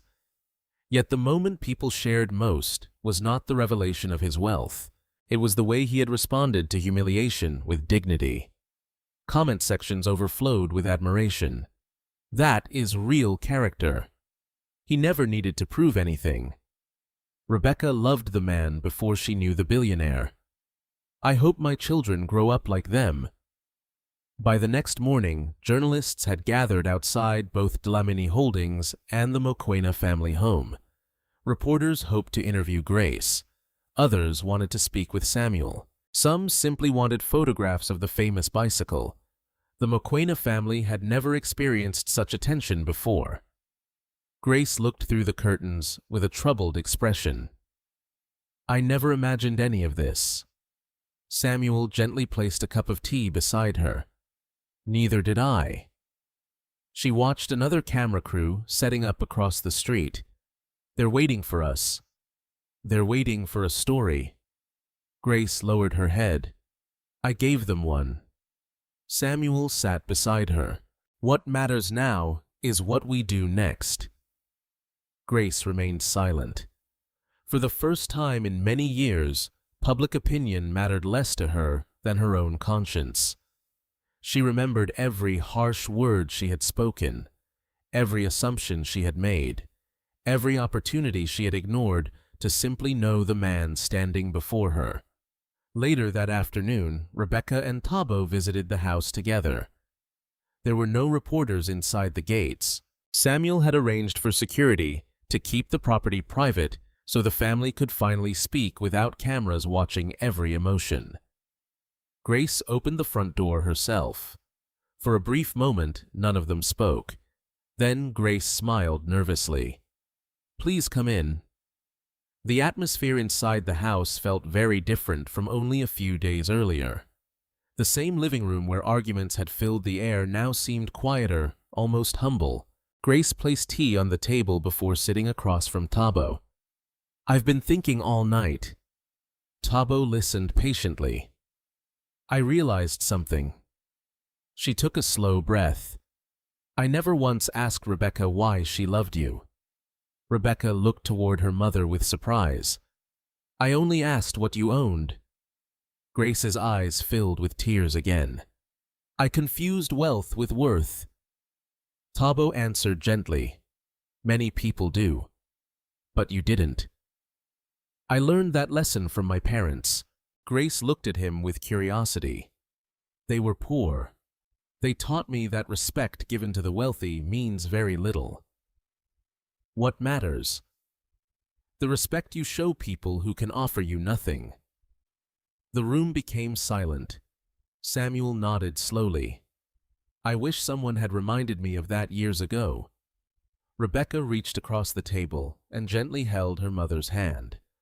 "We still have time." Grace smiled weakly. "I hope so." Meanwhile, Inside the headquarters of Dlamini Holdings, employees celebrated the chairman's public return.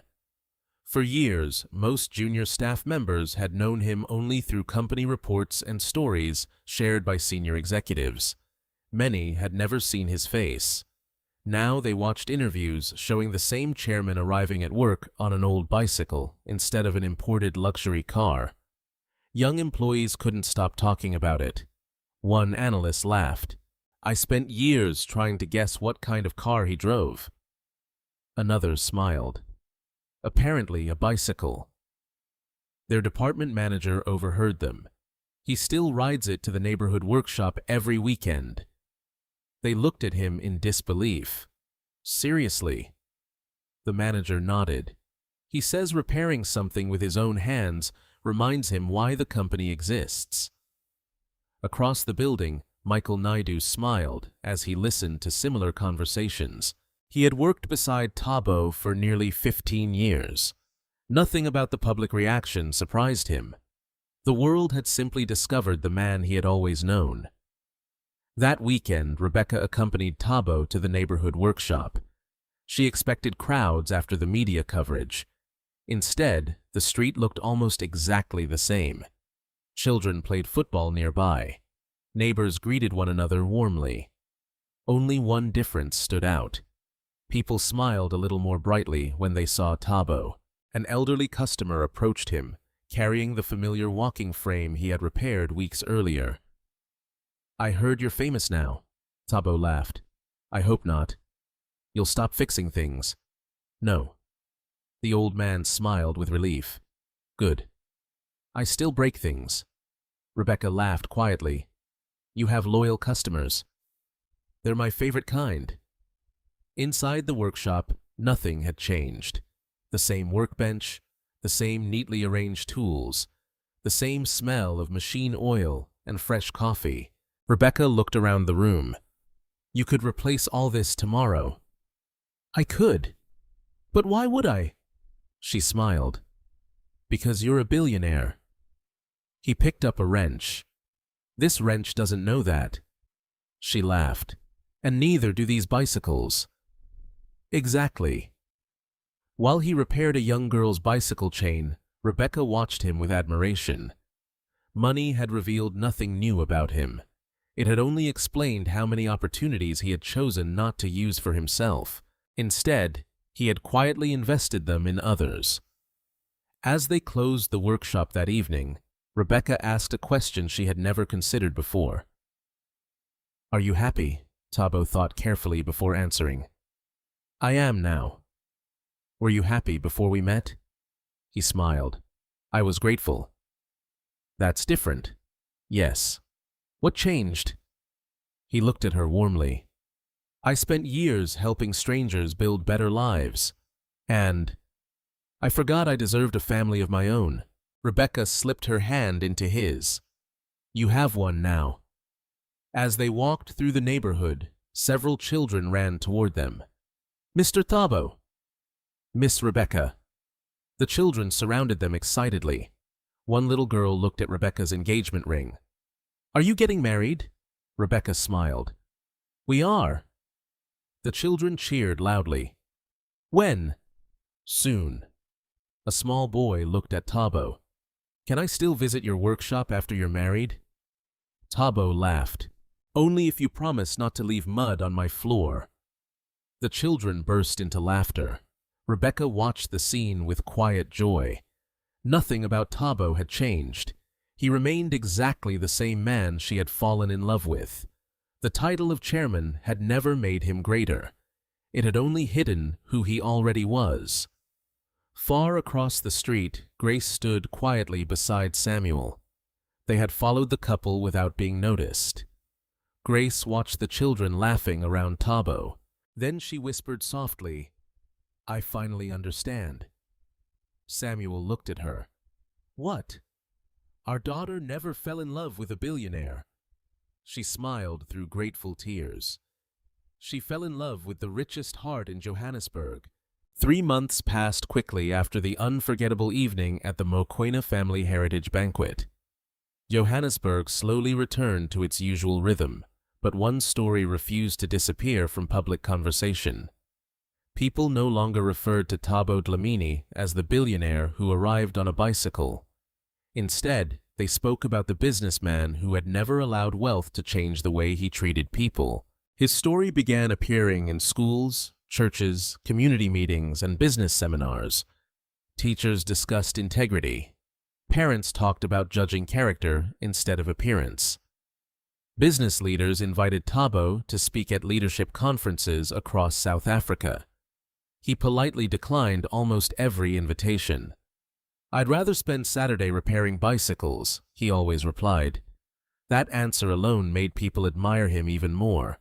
One Friday morning, Rebecca finished teaching her final class before the school holiday. As she packed her books, the principal entered her classroom. "I've just received an interesting phone call." Rebecca smiled. "Good news." "I think so." The principal handed her an envelope. Inside was an official letter from the newly established Dlamini Education Foundation. Rebecca read it carefully. The foundation would provide full scholarships, uniforms, books, transportation, and mentorship for outstanding children from low-income families throughout South Africa. The final paragraph surprised her. The board had unanimously invited Rebecca Mokoena to become the foundation's Director of Educational Programs. She looked up in disbelief. "You knew about this?" The principal laughed. "I suspected." Rebecca smiled. "He didn't tell me. He wanted the board to choose you, not him." The principal nodded. "They reviewed your teaching record, your volunteer work, your recommendations. You earned this yourself." Rebecca folded the letter carefully. That evening, she met Thabo at the neighborhood park, where they had shared countless conversations over the past year. She held up the letter. "You planned this." He smiled. "I hoped.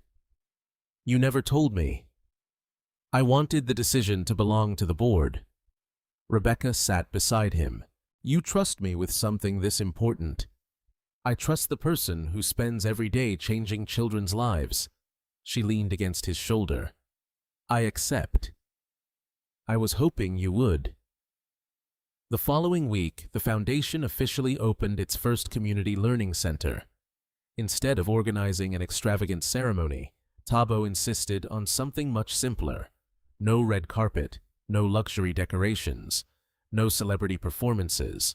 Only children, and teachers, parents, and volunteers gathered inside a renovated community library. Journalists were surprised.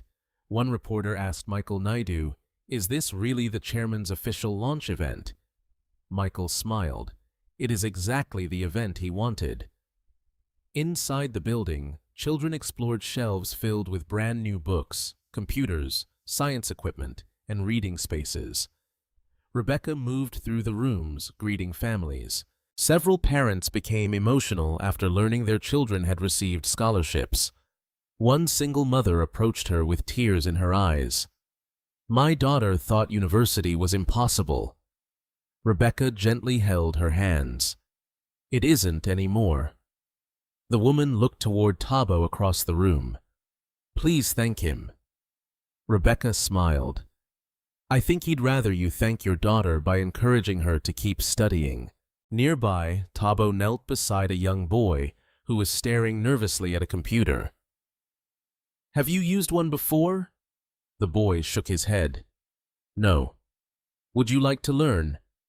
The boy nodded eagerly. Within minutes, Thabo was patiently showing him how to use the keyboard. A journalist quietly photographed the scene. No prepared speech, no publicity pose. Only a chairman teaching a child how to type. The photograph appeared on newspaper front pages across the country the next morning. Its headline read, "The Man Who Never Forgot Where He Began." Meanwhile, life inside the Mokoena household had also changed. Grace no longer measured success by expensive cars parked outside neighbors' homes. Instead, she volunteered twice each week at the Foundation's Learning Center. She helped organize donated books, prepared meals for children, attending weekend programs, and often stayed late cleaning classrooms alongside other volunteers. One afternoon, Rebecca found her arranging notebooks on a shelf. "You don't have to do this," Grace smiled. "I know. I want to." Rebecca hugged her mother. "I'm proud of you." Grace's eyes became emotional. "I spent so many years trying to impress people who barely remembered my name." She looked around the busy learning center. "These children remind me every day why kindness matters." Samuel experienced his own transformation. Although he continued managing his construction company, he introduced new apprenticeship programs for young people who had never been given opportunities. Many of the apprentices came directly from the foundation. One afternoon, he spoke privately with Thabo. "I've learned something from you." Thabo smiled. "I'm still learning myself." Samuel laughed. "So am I." He looked across the construction site, where dozens of apprentices worked enthusiastically. "I used to think a successful company produced buildings. And now, I think it produces people." Thabo nodded approvingly. "I couldn't agree more." As the months passed, wedding preparations quietly continued. Rebecca wanted a modest ceremony. Thabo agreed immediately. "We've already had enough attention." She laughed. "More than enough." The guest list remained surprisingly small. Close relatives, friends, neighbors, teachers, children from the shelter, volunteers, employees from the workshop, several board members. Even Saifo Kumalo accepted the invitation with genuine happiness. When Patrick saw the invitation, he smiled proudly. "I think this may be the first wedding I've attended where character matters more than status." On the evening before the ceremony, Thabo rode his bicycle one final time through the neighborhood alone. The familiar streets reminded him of every chapter of his life.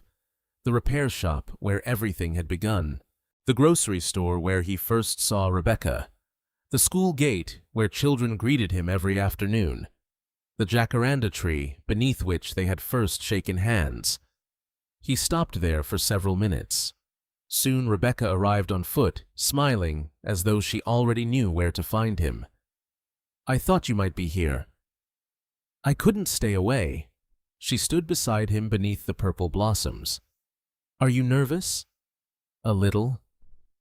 He laughed. "I've negotiated billion-rand agreements. This feels much harder."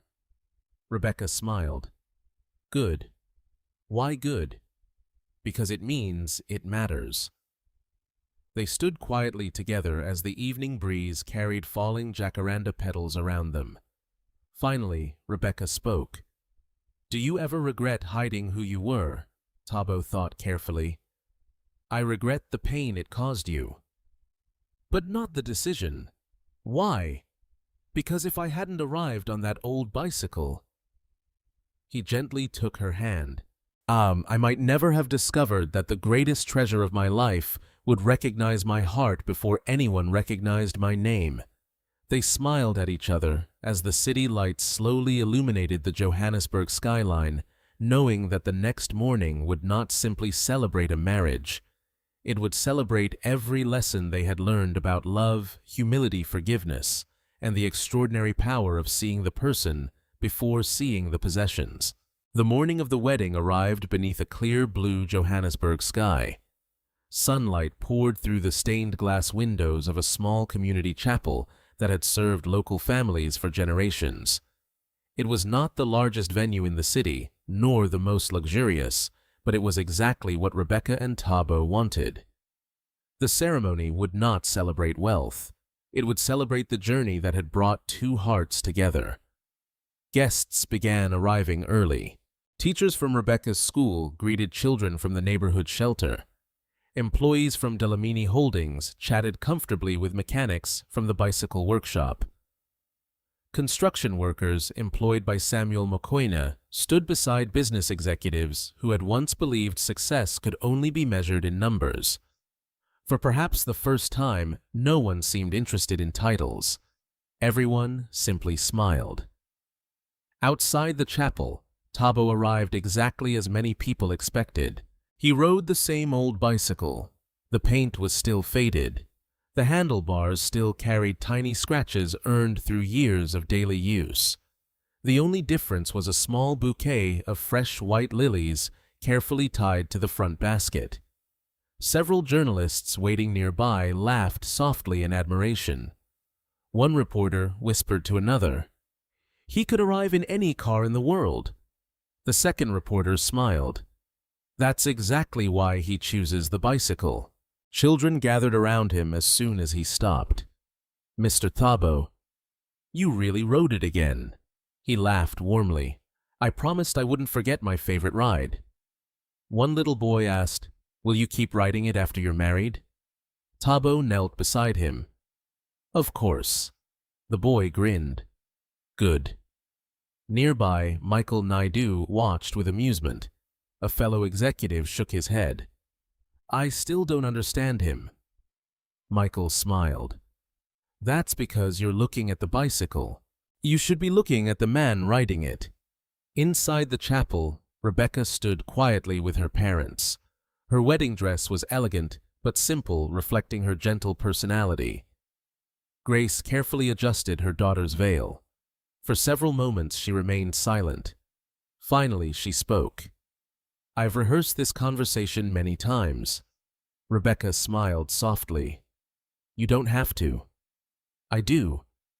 Grace took both of her daughter's hands. "I spent years teaching you how to recognize success." Rebecca listened quietly. "I was teaching the wrong lesson." Tears filled Grace's eyes. "You became a better woman than I deserved." Rebecca immediately embraced her. "You helped shape the woman I became." "I also hurt you." "You learned." Grace smiled through tears. "And you forgave me." Samuel stepped forward. "I think today belongs to the future." Both women laughed softly. "It does." The music began. Guests rose to their feet as Rebecca slowly walked down the aisle with her father. Thabo watched her with quiet admiration. To him, nothing in the world compared to the woman walking toward him. Not business awards, not international investments, not financial success. Only Rebecca. When she finally reached him, Samuel gently placed her hand into Thabo's. He looked directly at his future son-in-law. "Take care of her." Thabo answered without hesitation. "Every day." The officiant smiled warmly before beginning the ceremony. Instead of speaking about wealth or achievement, he spoke about trust. He spoke about humility. He spoke about forgiveness. He reminded everyone that a strong marriage was built through thousands of ordinary acts of kindness rather than a handful of extraordinary moments. When it came time to exchange vows, Rebecca spoke first. "When I met you, I believed I had found a kind mechanic." Gentle laughter spread throughout the chapel. "I later discovered you were one of the most successful businessmen in our country." She smiled. "But neither discovery changed how I felt." She looked into his eyes. "Because I fell in love with the man who helped strangers before helping himself. The man who repaired broken bicycles without expecting praise. The man who taught me that true wealth begins inside the heart." She wiped away a happy tear. "I promise to walk beside you through every season of life. I promise to remind you who you are whenever the world tries to tell you who you should become.